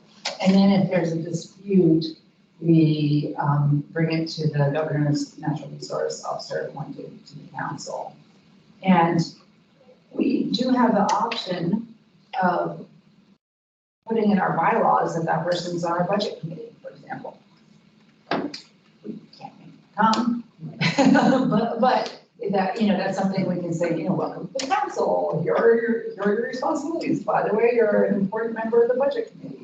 And then if they're on the budget committee, they're there on the ground floor and knowing what our ask is, so that if there is a conflict, they know both the ODA side, because ODA has a seat at that table, and our sort of ask, and we'll be informed about that, and they'll sort of know what everyone's thinking. So not to give us a leg up, but put us on even ground. If there's a conflict. Hopefully we're all all on the same page. I was just thinking about this legislative concept that we were just informed about yesterday from Representative Smith. But yet, do you know, Kat, is ODA already put in, a line item for the council in their budget for our operations? That is a fine question. So are we now are we gonna have two asks in for operations, one through a representative's bill and one through an agency bill, and that isn't meshing, right? Yeah, that's I think nobody knew. I know this is new happening as of yesterday, I know. Yeah, So it's saying that this is something we gotta work on, pretty soon to get figured out. And if Chris was still here, I'd ask her, but we got put in their budget, their proposed budget. Which is the normal Right. routine, budget-wise, because they're our fiscal agent and they ask for our operations budget. Yeah. What we want to pop, then we, like we did with the education, I think, that was Christmas tree, that wasn't a Christmas tree. The other question, like in that, if they gave us the money, do we have to go through the board to get spending authorization for it? Since we're a state agency, so there's a whole lot of questions on that one. And Representative Smith's proposed increase is going to be budgeted through ODA, and ODA has to testify. And if they say that we're neutral on this, that's usually the end of that bill. And so we need to really understand what ODA's position is, because it may be viewed by ODA that, well, the legislature only give us so much, and this is going to take away from essential on-the-ground monitoring program, which is always the first thing they say. It's essential on-the-ground monitoring. We need the money there, and so that's something we need to resolve, which is what I was asking about the MOU. Yeah. Are we in step or are we in conflict? That's I think it's probably, I mean, I see it as a good step forward. We just gotta make sure that it's got all the details. I mean, it's finalized, so we're moving on. But it's gotta be something ODA is a champion for as well. Yeah, I agree with that, yeah. We will have them at the table more often. Yeah, and there's gonna be, I mean, there's already changing ODA leadership. What's that? I said there's already changing ODA leadership. Lauren is the acting director of ODA now. Who is? Lauren, Anderson. I can't remember his last name. Alex, whatever, the third director's left. Yeah. Has it, month, I think. Oh, she left them, She's gone. month. So Lauren's the acting director. And that's a good part. Lauren is Deputy, working with and who's it that we were working with again? Your main contact when the MOU got started? Renee. Renee from Hey, Chris, for talking. I forgot. Oh, we're just asking a question. Oh, You got a sorry, minute? what? You want to explain the turnover in your office? The new structure of management? Yeah. Oh, sure, yeah, Yeah. happy to. I guess I came out of a good time. You came at a great time. So you can thank my forgetful brain. Right, so Polly, as you may or may not be aware, Alexis Taylor is no longer with the Oregon Department of Agriculture, so she's left for some form of a trade director position with USDA, so she's now based out of Washington, DC. Because of that, Lauren Henderson is now the acting director for ODA, and then he was the deputy director, and so basically there's just been a shift with the top three, so we have our assistant deputy director, so now it's Lauren Henderson at the lead, at the head, Jonathan Sandow, who was our assistant, is now deputy. That third position will be left open until we have a new governor in place, and the governor appoints whoever their chosen person will be to be the new director of ODA. That will probably happen in early 2023. We don't have like a firm idea of when the new governor will kind of choose to make those appointments, but I suspect it's not going to be the first thing that they sit down and do, but it, won't be put off until June or anything like that. So we just maybe that would be February, March, somewhere in that window. In terms of what else? Sorry. That was it. That was it? Explaining. Sorry, I just went on. We were just talking about the MOU. Oh, And okay. just updating that. When are you the new contracts? And then- Glenn also had an idea about, hop on board. And then yesterday we found that, Representative Brock Smith and or perhaps, Lou Frederick are gonna bring a request for additional funds, and we were just. That's what that was news to me when I heard that. Yeah, so I'm just wondering how that works for the process that's already underway for your budget request. That's a good question. I would think normally that is something that would come to ODA, so no offense to the council that I was taken a little bit aback by that, but that's not your fault. That is. It was all new to us yesterday. Right, so that may be something that I've definitely had written notes to bring to Lauren's attention about how to kind of negotiate that conversation, because I support the council getting more money. I don't think Lauren would, it's just like there is a process for that, and so how we negotiate, discuss that with the senator, that's another conversation, but yeah, that's a good question, because like it's not in the budget right now. I mean, what if ODA is put in a position in that, based on your popular budget for the next biennium, if it's fixed, X million, and what Representative Smith and Senator Frederick's proposal doesn't necessarily increase that, but it just says, out of this budget, there shall be $400,000. Then what would ODA position? Would it say, well, we need to increase this to accommodate for it, or what are we going to take out to cover this? And that's where we in the council will have to see how we can actually support ODA in that thinking process. Sure. I don't have an answer right off the top of my head of how that would actually work out if it came down to here's this extra money that you weren't. I don't even know if they'll allow us to do that, to be honest. And Josh might be able to chime in. Wouldn't that be like Ways and Means Committee where they juggle budgets? Like Sammy's saying, ODA says we want XXX million. Well, the Ways and Means Committee can say, well, no, you don't get that, you get less, or no, you don't get that, you actually get more. they have like this. Right, but that typically happens when it's not in session, right? So that's like what the E-board is going to the Ways and Means Committee and asking for those special funds, but that's because we're not, it's in between legislative sessions. So right now, our proposed budget or our agency revised budget, which will become the governor's recommended budget, is going to happen during session. No, I wasn't talking about the E-board, I was talking about the Ways and Means Committee session. During session. During session. That's where they like merge stuff, right? Yeah, they finalize everything. Yeah, Ways and Means finalizes the budgets for the agencies and the Ways and Means Committee, then sends it to the floor for votes. So I would think that if there was a bill going through for funding and adding to an agency, it would get added at that Ways and Means. And Patrick, you know a lot about that. Yeah, that's correct. There's different ways. It depends on where the fund's coming from, right? So they can either run the bill and the Ways and Means folks, the subcommittee that'll go through and say, okay, we want this to be a part of the agency's budget. It'll get reconciled in that. Or it'll be like a Christmas tree type deal, either general fund or lottery fund, and then it comes, and then they could, again, funnel it through the agency,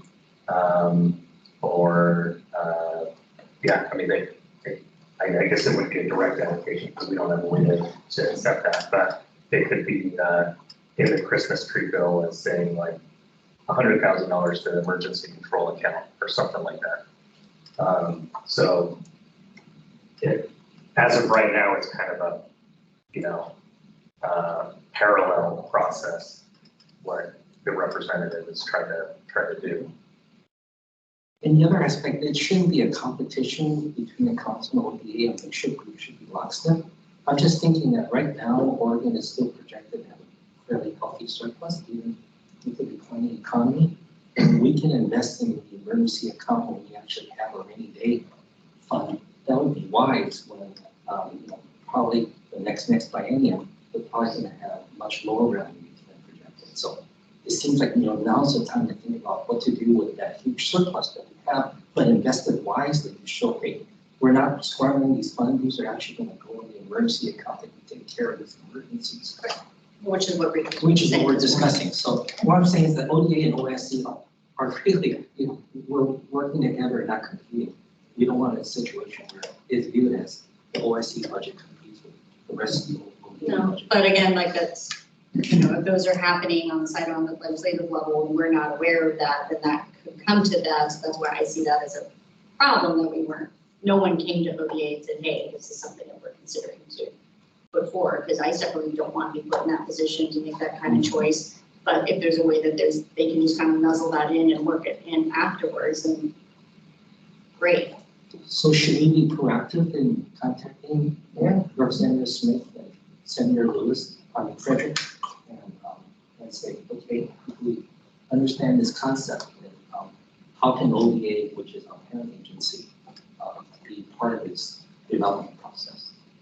Either that comes from the council or that comes from ODA directly. Okay. So now that I know about that, that's literally on my to-do list, just to start having that. But 24 hours ago, I had no idea that was happening. So. Thanks. I'm glad you came back in. Yeah.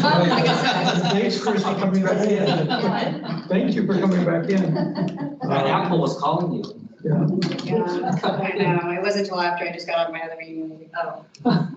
I'm glad we're not interrupting the other meeting. I was worried about we're holding. No, I made it back in time, and I good. wanted to, but then I was like, well, I guess this is time to start that. Okay, we're going to move on. Teresa's online. No, thank you all. Take care. Teresa, are you out there? I am. Can you hear me? Good. Okay? I can hear you. You'd like to talk about the HISA plans stuff and what you're doing? I'd love to. Okay. You're on. Okay. So I have just a couple slides if you wanted me to do that. Sure. I don't know if that is going to work for you all. Yep. Try it. There it is. Okay. Good. So just to define what hazard analysis critical control point planning is, it's really just a 5-step process that's a risk assessment tool. And So really the key components to this is risk mitigation. And we talk about it for invasive species, but we more generally talk about, instead of worrying about if a species is invasive or not, we kind of split it up into just target and non-target organisms. So we just get rid of all the different, if it's naturalized or maybe it's introduced, but it's not really causing a problem in the environment. It's really not that. We just are looking at, it's a process to look at activities that we do, whether it's in the field, and then tie into mitigating the risk of moving something that we don't mean to as part of those activities. And it's done really at the, with a team of people, hopefully the people that are actually doing the activity, and supported across the whole agency. So from management down to the field. So it's really a planning tool.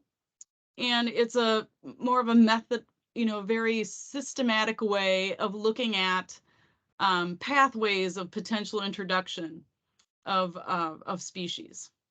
And it also provides, a system of to document the things that you're doing as part of prevention. And really, HACCP is tied to the food industry and also NASA. That's where the original kind of risk mitigation for food safety was making sure that when you were bringing astronauts into space, that they were going to be healthy and not contaminated. And for invasive species, we're really tying into that prevention piece. So, before we have species in an area, we're trying to really think about prevention before we're even out in the field or doing activities. So it's really tied to that window of opportunity of preventing introductions. And Sea Grant has really been engaged, as well as the Fish and Wildlife Service and other agencies, on tying HACCP to natural resource management.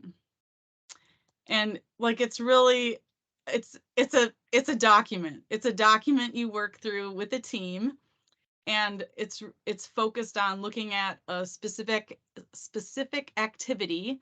So some of our examples that we work with day to day for the Fish and Wildlife Service, some of our hatchery operations. So, our activity description might be bringing eggs on station or releasing salmon.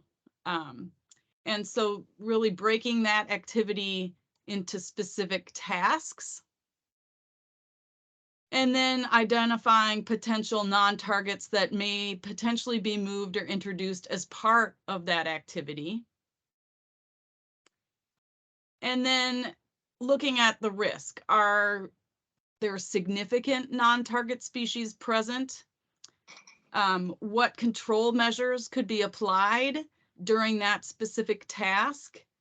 And then could it only be done at this specific point? And we look at those things as critical control points, so that if our control measure isn't applied at this specific task within our activity, it won't happen. And so that's the kind of thing that we're looking at, really in a systematic way of looking at our activities in a different light, that they may be pathways of introducing non-target species. And then we can look at, well, what are our control measures at that task, and how are we doing at implementing that control measure? So maybe it's freezing our chest waders at the end of the day for the appropriate amount of time to kill any New Zealand mud snails. Maybe it's using a hot water wash procedure for our boat or all of our equipment. And so it's this piece in the STEP helps us look at how effective we are actually implementing our control measure. So it's the monitoring of our control measure activity within that task. And so that's really, that is HACCP in a nutshell. I know that was a quick overview, but I think it helps at least get everyone on the same page of what we're talking about. It's really a planning exercise. And for the Fish and Wildlife Service, we've actually created a policy as part of our prevention, our regional prevention policy that we have, that all of our field activities have not only our safety plans to keep our staff safe, but we also include a HACCP plan to show how we're mitigating the risk of accidentally moving around things when we're doing our own field work or our different activities. And we do offer this training. We provide there's a 2-day HACCP certification. And so what that certification is it's really just going through the what I just kind of highlighted, looking at the different activities or the different 5 pieces in the HACCP plan, and spending a lot of time at how do you effectively describe your activity, how do you find information on what non-targets are present, and what are ways to monitor your control measures. How do you define where your critical control points are in your process? And then, how do you tie in your best management practices and standard operating procedures? Yeah, so there is the 2-day certification course. And we also have, we've piloted the same thing online, and Rick Boatner there in the room got to experience our online training. And in the future, we hope to have more like self-directed certification, but it's not going to be ready until probably the end of 2023, as we're trying to kind of adapt to a more online savvy, field force, and, having online training opportunities instead of just in-person classes. Teresa, do you see various advantages of online versus in-person as anyone who wants this is looking at what to do for themselves?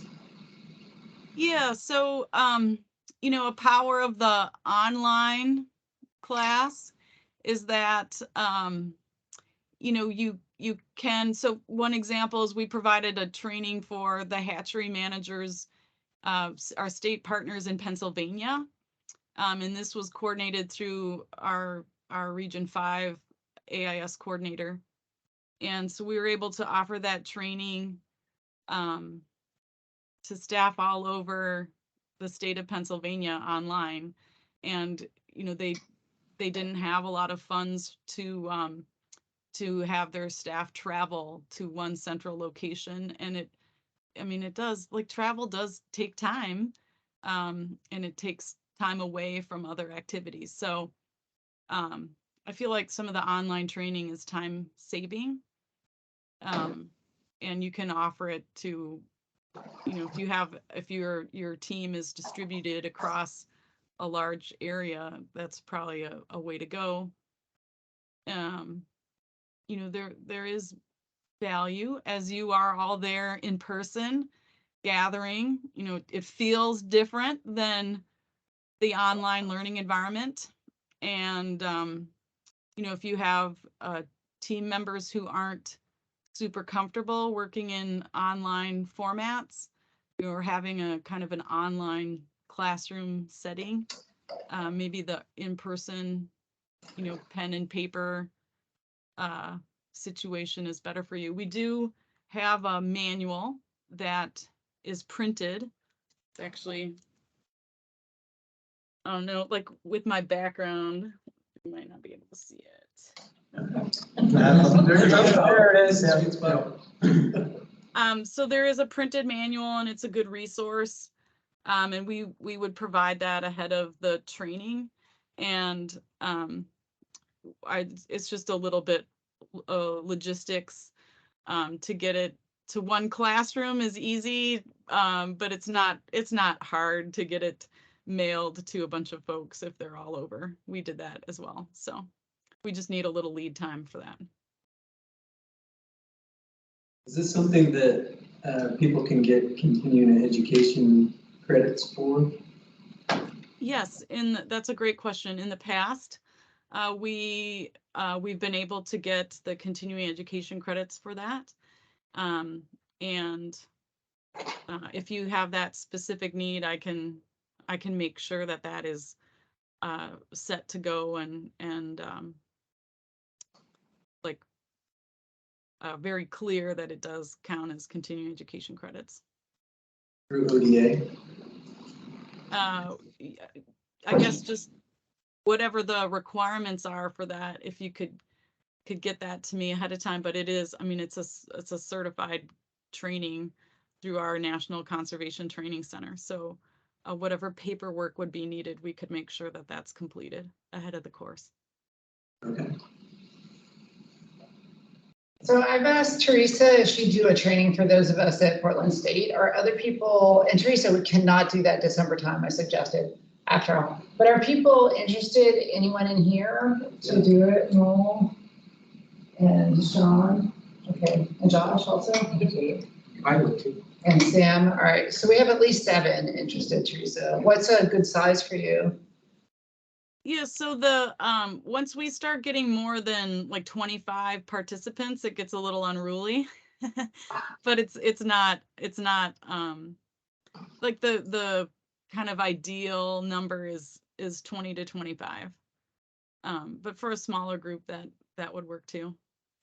How about for the online? Can that be on demand and possibly given CEUs also for dispersed staff around the state? Yeah, so on demand, the challenge with the timing is that if you would like the manuals ahead of time, I need some lead time for getting those printed and then sent to wherever they would go. And the guidance I was receiving from our training center, where they actually print the manuals, was that they needed at least 5 to 6 weeks ahead of a course. But yeah, normally we would have some manuals kind of already good to go, but we've kind of gone through our supply. What about PDF? We do. We have a PDF document, and we would be happy to provide that. It seems like in the past some folks have felt more comfortable having the actual printed manual. I forgot to ask people online if they're interested. Is anyone online interested as well? I'm interested. I already got you that, Ashley. Thank you. I think the whole email probably could be used. Yeah, I can send it out. Yeah, and we're updating things like our websites within the Fish and Wildlife Service have gone through a huge transition with our new platform that we're using. And, so we are developing our external website for HACCP that at some point, like currently it does have the manual is on there, but at some point we'll have good examples of HACCP plans and then links to some of the best management practices or standard operating procedures.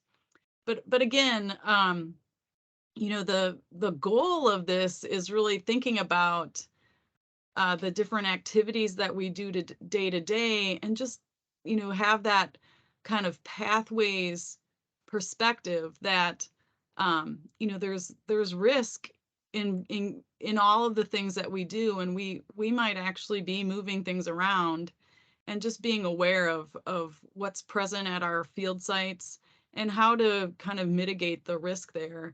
Even just how we go to different sites within a day or multiple days. Just talking more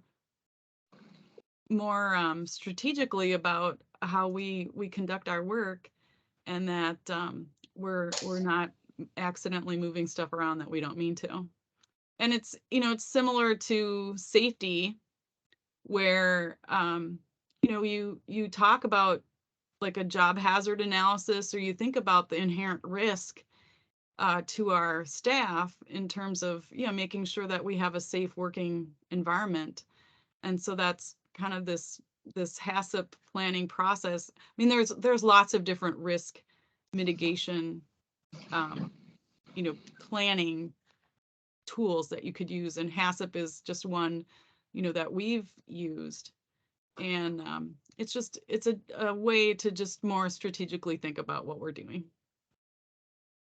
Teresa, at some point, I'd like to actually work with you and our CGRANT and other colleagues here in council on developing a version of HACCP that's suitable for hobbyists like master gardeners, those involved in the pet retailing trade and plant trade, so that the biosecurity and one plant health, one plant animal is part of that thinking and training, so that we've got people not just at the production management and what you're currently training, but people who receive that material further on down the line.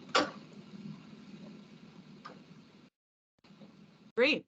Yeah, that's biosecurity is also kind of tied in with HACCP, and also this is like the HACCP planning is really where we can at different points in our activity link some of our things like our biosecurity protocols or our standard operating procedures for decontamination of gear. Those are the trying to showcase why we do things like at different points. How, like an example is just trying to get staff buy-in on why you decontaminate everything at the end of the day. Those kinds of things. It's really just kind of a way to sit back and think about what we do. The same thing with in the gardening community. If there's master gardens, a lot of plant sales, and the jumping worm has been spread actually through plant sales, and so. I'll address. Noel, you talked about just an online course. I can say, and I even told Teresa, doing it online with them was very beneficial, because sometimes you just have a question and they were to answer it and help make things click. So I don't know if you'd have that with a total just online, follow the bouncing ball type, because their expertise, I forgot how many people you had, 2 or 3 on with us, and they could help you through some of these little sticky spots, and then it goes, oh, that makes sense, and the rest click farther down. So that was a benefit of that. So that curriculum is more of a webinar format than on demand pre-recorded. The one I went through, but I've gone through the other one. It was called ISRAP. Is that the old? It's similar. There's a couple different, there's a couple different ones. I know California, the invasive species group used a different risk planning. I'll say for this training, like any training, once you go away, right after the training, you get hypersensitive to everything. Yeah. And this was great at that, because you're looking at all of a sudden your daily stuff, you're going, oh, we could do something here, or it kind of opens your eyes for a little bit. Probably one of those we should take a course every 2 or 3 years so we can get back into that hypersensitive. But I would, it's worth taking, just especially as managers and stuff when we have. And it's amazing how little things might change a whole big thing. That's a great point. Even just having the seasonal staff engaged. So I have a great example, and this is one of the activities was stocking salmon, and we have a shared transport truck. And so we talked about how the fish were put into the fish hauling truck, and then how they were released. And then we talked about how at each point, what was the water source. And so we could show that it was the same water source. It was groundwater from the hatchery and the hatchery fish, and it was all the same until they released the fish. And at the very end, take a scoop of water out of the river, which is a different water source, and would dump the water into the truck to just rinse it out. And so just that one step potentially introduced a whole range of things that was from a different water source. It was maybe an unnecessary step, and then resulted in additional decontamination needs to make sure that whatever was in that river system then wasn't still within the water in that truck before additional fish were brought in and moved around. So just in that process of going through every little step and then eliminating something like, well, we don't really need to do that. Why are we doing that? We're actually introducing additional risk as part of that. And so just, just having those discussions of what we're doing and why we're doing it. And then also just showcasing, gosh, you know what? It's really important to check the logbook or fill out the logbook when we decontaminate our motorboat, because other staff need it and they need to see that we did this, we deconned everything before they're using it to make sure that it's all ready to go. So, that's another benefit, is just that communication. Any other questions for Teresa?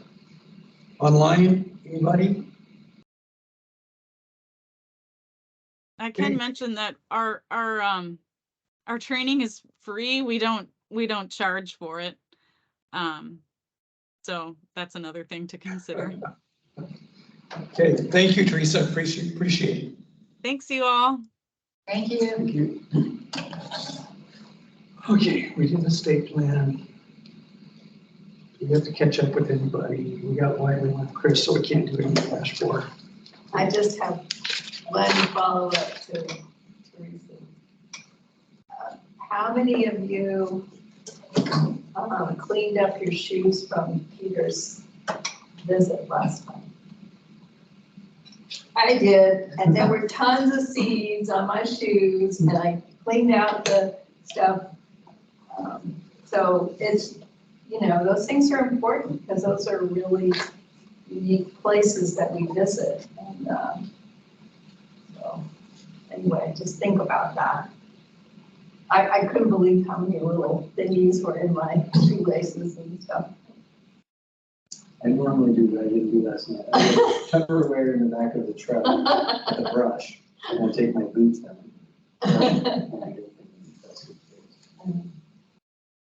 All right.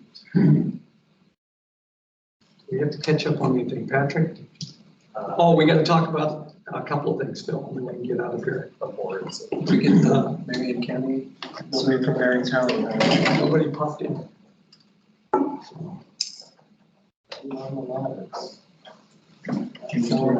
Okay.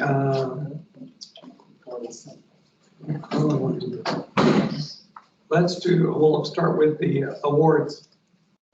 And in your packet, you have a list on the back of all the awards we've given over the years, or the categories, I should say, of the awards. Now, we haven't done this for a while since COVID. Yeah, if you look at the back, there's some, we have six awards. You know what, generally it's, you nominate somebody who you think deserves one of those categories, kind of do a write-up of why they should be getting that. And then as a council, we'll go through and we'll figure out who belongs to that award. And then in the past, we've had a award dinner that we put on, or we've had it at a lunchtime where we actually brought them in and presented an award for Eagle Eye or whatever the category is. We'd like to start that back up again since it's been, I don't know how many years, 2016, we figured it out. It's been a long time. Yeah. So generally we just do it on a yearly cycles because we were actually on track for a number of years. So I would suggest that we can go back 2 or 3 years since we're playing catch up. So from when COVID hit, I guess that can be our timeline. So anything from when COVID hit back in 20, 19. Now, if you have somebody you've worked with or know, nominate them. Is it given the dominance Eli? Dominic. Yeah. Either that or the person that found the moss ball.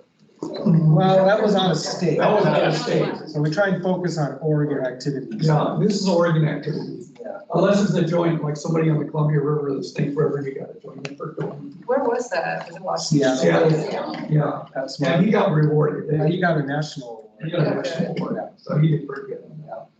But it wouldn't, Go ahead, Sam. it wouldn't hurt to actually highlight that because it has so many implications for Oregon. You know, these awards that recognize people at the same time, they're also part of our outreach. And so, you know, I think there's a category there. I wouldn't exclude it. I mean, unless the bylaw says so, I wouldn't exclude it. And on a state award because of the impact it has on Oregon. And the other question I have, we can nominate teams, right? Yeah. Good. There's a category for teams, individuals, I think students. We've given to all sorts of different people over the years. Trying to remember, I know Jeremy Thomas received one for feral swine work that we talked about earlier. We had a bunch of them, I can't remember. Which one of these awards would include a team of both agency and non-agency people working together to make it a success story? Would that please standard? Presented to person or organization making the most. There was a huge number of award winners who won the 10 fingers. Oh, 10 fingers. For the Yeah, tsunami debris response. change the name of that. You guys were on that, didn't you? Yeah. You don't have that award. Thank goodness. Yeah, we But have. we could have someone good at But This is embarrassing. So- Say it. Right, do you want, are we coming up with like a deadline to? that's what I was just gonna ask, when would be a good deadline? Cause this will probably be done next year, not since we only have 3 months left in this year. Like a future council meeting, like Maybe the early next year? early next year would be, I'm thinking, because I'm guessing it'd take at least a month to get nominations in, Sure. because I'm sure we're gonna have to send emails out reminding people to nominate again and stuff like that. So we're looking, I'd put us in November, December, it's hard to do anything, so probably January, we'd actually do it. Somewhere in there. Who are nominations going to? Send it to Patrick. There's a form on Online. the OSC website. Might be a good idea to send an email out to the listserv and say, hey, we're open for nominations on all the awards. I think you might have to attend. You know, our council members not part of the meetings. So we'll send out and maybe make it a deadline November 30th for nominations. Yeah. I think people do nominate for that. Can the service award be named so it has more impact, like extraordinary? We can do whatever we want, Sam. What name would you like to Sounds get? I served on the Oregon Invasive Species Council, I'm rotating off, but. We To be could do- frank with you, I'm looking for a place to nominate the feral swine team. Right, I'm being honest with you. And I'm trying to find, I can't find one that would have that impact. That would be good. The Dietrich But Award. that's for non-government though. Oh, yeah. We can make a new category. That's if you want to do that, Sam. I mean, this is not written in stone that these are the only categories. So if you want to propose, we can take a nomination of a proposed name and make it so. You know, a successor, extraordinary successor, impact. Yeah, maybe we create a new award for invasive species control success. Yeah. And not name it, but something that, you know, rewards a successful project that's significant. That's a great idea. Because we want to highlight success stories. Yeah, yeah. Not only people that find stuff and are good partners, but. No, it's Anybody online have a good suggestion for a name or what Sam is suggesting? So think about it and send it in by November 30. Yeah, we can do that. Suggestions. But in concept, I think we can approve that. We'd like to have an award for agency or success story. We can do that. We could talk about some of the nominations at the December meeting. Listen, I guess you can make a proposal, Sam, we can second, vote on it, and then we can go for it. Yeah. And these weren't, and for those of you that haven't been around a long time, these aren't like elaborate, fancy awards with a glass bowl and stuff. These are just, peer-to-peer recognitions with nice certificates and a nice frame, right?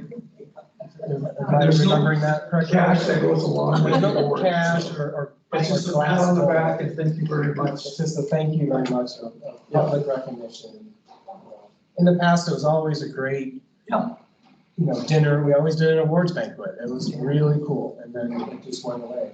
Well, the awards brackets were good because I know there was one year we invited school kids who were Yeah. part of this effort, and then they were members of the elected officials there. Yeah. I still have my little centerpiece that they made, the Yeah, students. I have I one still too. have it in my office. I do too. That was ages ago. Yeah. But, yeah, we can have it, so I guess you want to make a proposal for a new award? Yes, I would like to make a proposal, a new award that recognizes successful efforts in control and eradication. We have a second? Yeah. Okay, all in, discussion? Great idea. Yeah. All in favor? Aye. Online, just write aye, and We just need to have a creative title that Really successful killer. And can we also do an awards dinner, like a fancy thing, when you have money in the budget, right? That's what I was gonna say. It seems like we've that got, would be part of our outreach. that would be We can tell our story. we always did that in the past. And we Yeah. used to do it. It was just part of our annual budget. If you missed it, Teresa just suggested in the chat an all you can eat food crab.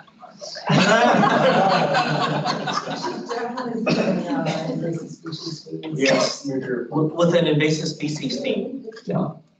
Yeah, we can set up, because part of the next thing is, we need to do is for meetings for next year. Yeah, Peter's really good in smoking bass. Yeah, that was pretty good. He also has good smoke back. So next year, I guess we, as a council, want a dinner as part of our meeting in January, December, whenever we have our first meeting or something like that. Yeah. When is our next meeting? We need to set it. It's usually January, to welcome new people in. We can welcome them in and then. Yeah. Are we having a December one day? We'll have in December because we'll have nominations, Right.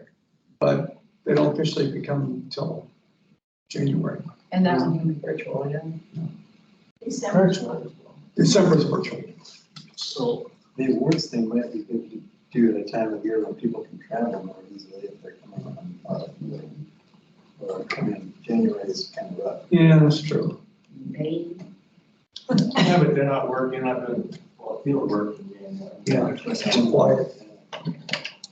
who are our east side representatives now? At least one. They're not in this one. I can't think of the, Grant County guy. yeah, and then we have And, one from Ontario, Ontario. the tribe from the Warm Springs, Hot Springs, no, not the Warm Springs. Yes, first. Cheryl. I can't remember their name. There's Brian Claflin County. Okay. Yeah. Yeah, that's what we do. So maybe Newton. next summer when we have like our Eastern Oregon.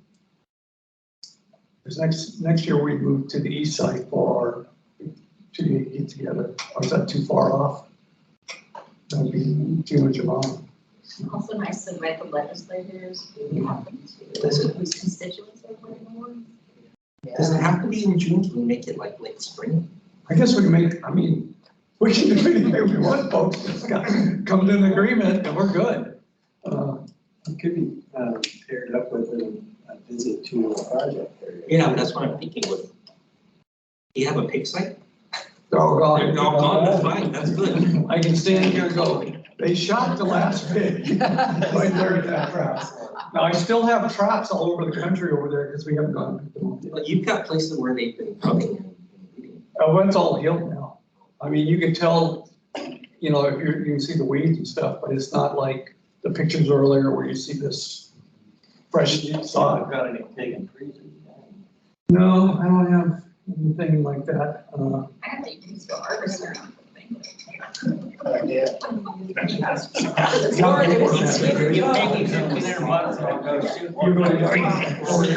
I would say that if we have an awards recognition banquet, that we try to hold it earlier, you know, in the spring, and wait until the summer.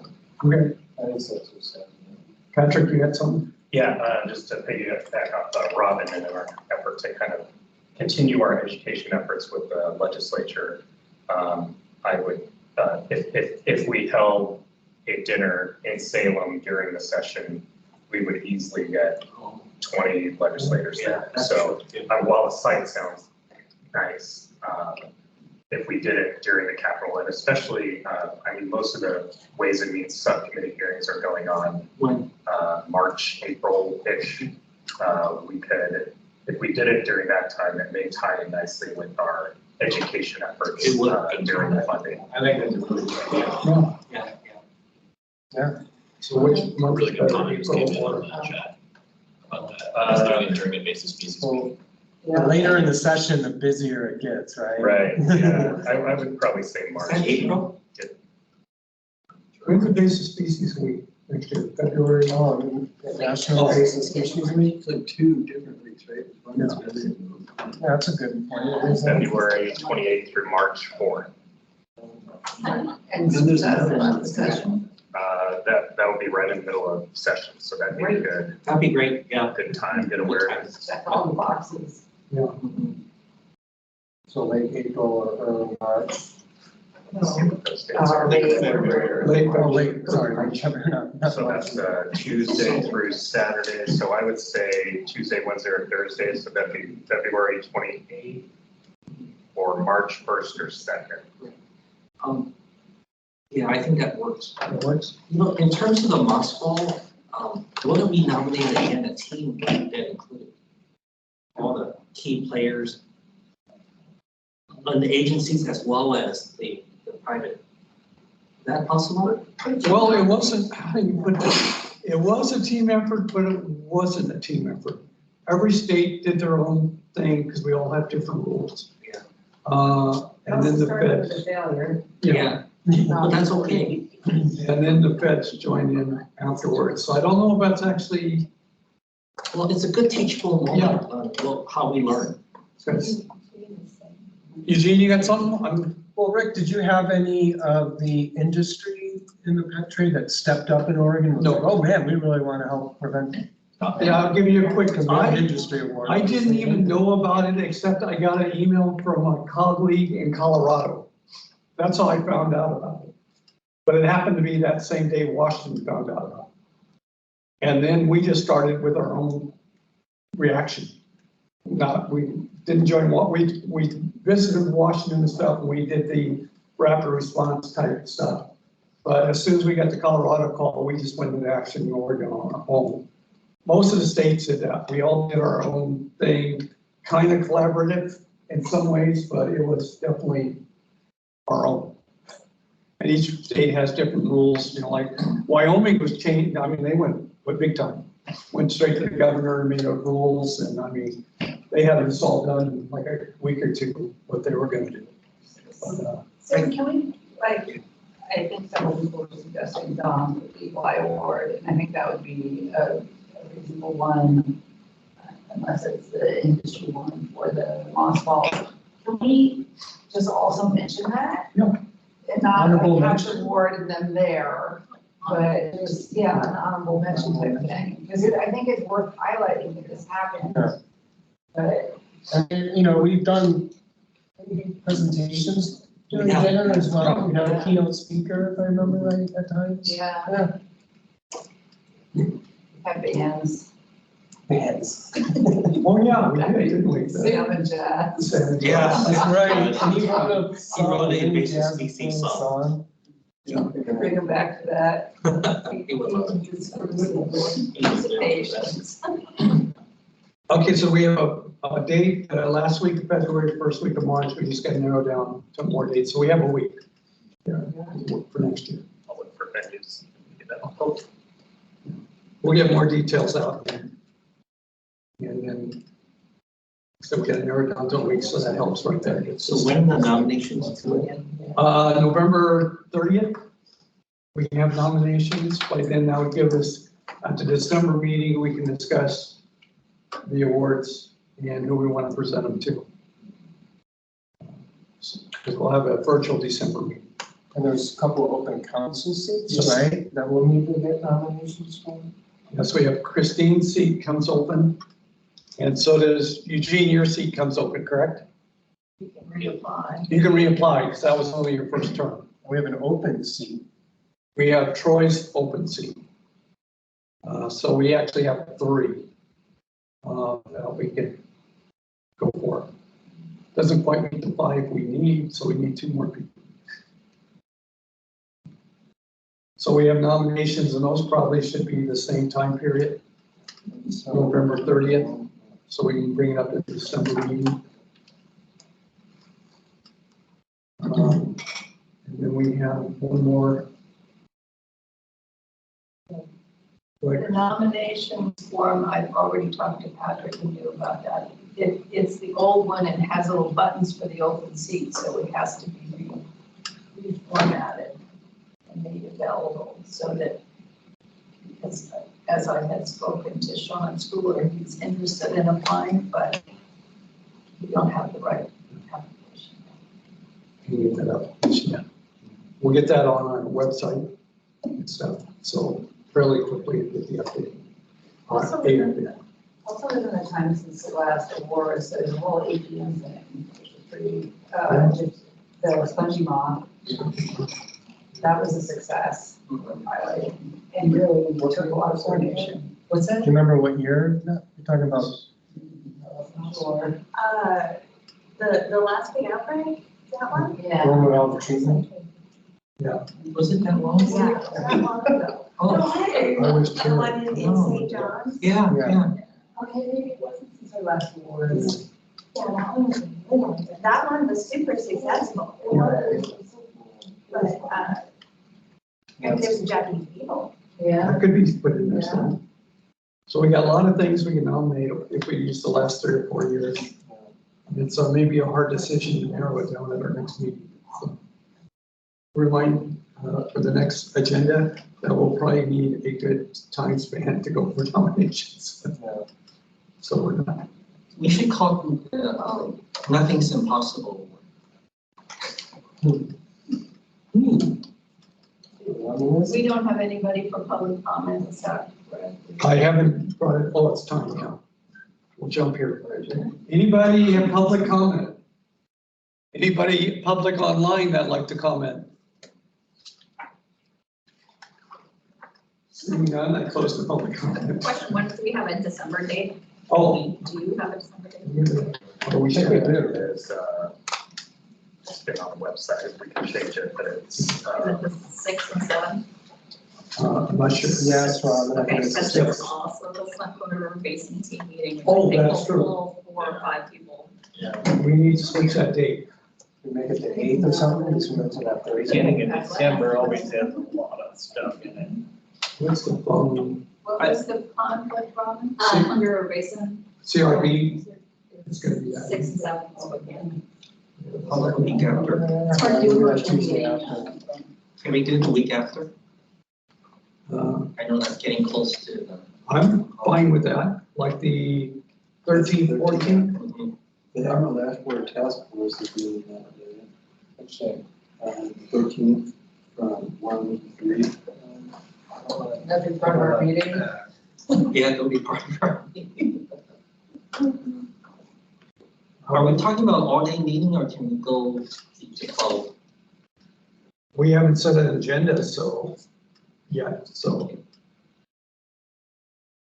I mean, we'd be compatible with that. Right? We could go 8 to 12 if we just make the meeting about awards and we can do that. Nominations and planning a meeting schedule for the next year. I would also suggest that we actually have an advanced team starting to plan and pull together maybe even Senator Fredericks or Brett Smith to plan our awards event, what some of the key messages would be, what that program would look like, and then to send out the advance notice, because February is coming up a lot faster than we think. We'll come back to that. Don't we forget. So let's pick a date first. Or with the, what was it, 13th, 14th, one of those days, half day meeting, would that work? Well, the 13th we could, but there's the EAB task force here. I can't remember. How about the 14th? How about the 14th? So we're not. 14, yeah, I have some stuff in that. Would the 14th in the morning work for most people? Okay, let's do December 14th, half day meeting, 8:30, we'll start 8:30 in the morning. And we'll just keep it just on OS business, we won't bring speakers or anything in, it'll be very focused. I think, we can plan that, Christine and I. In my calendar, we have an executive committee meeting that day too, so that's perfect. That will work perfect. Yeah. Just cancel that one and have to be at the meeting. Would the 14th work for those who are online, part of the council of December? Sorry, I keep forgetting you're there. I apologize. Seeing nothing, I'll assume everybody's good with December. I'm unavailable the 14th. Okay, virtual, and it's going to be virtual, not live. Oh, okay. I might be able to do it then. Okay, perfect. Thank you, Ashley. Have they given Jim a ceiling award? I know who's the Yeah, we did. Yeah. Okay, now back to your Sam. I get it. We need a subcommittee you're suggesting to help plan for the. Yeah, an events team Okay. to work with Patrick in planning what that event would look like. And, Could we ask if anybody's interested in being on that committee to get a hold of Patrick? We'll send an email that they'd be interested. And we can see who we got. Okay, anything else?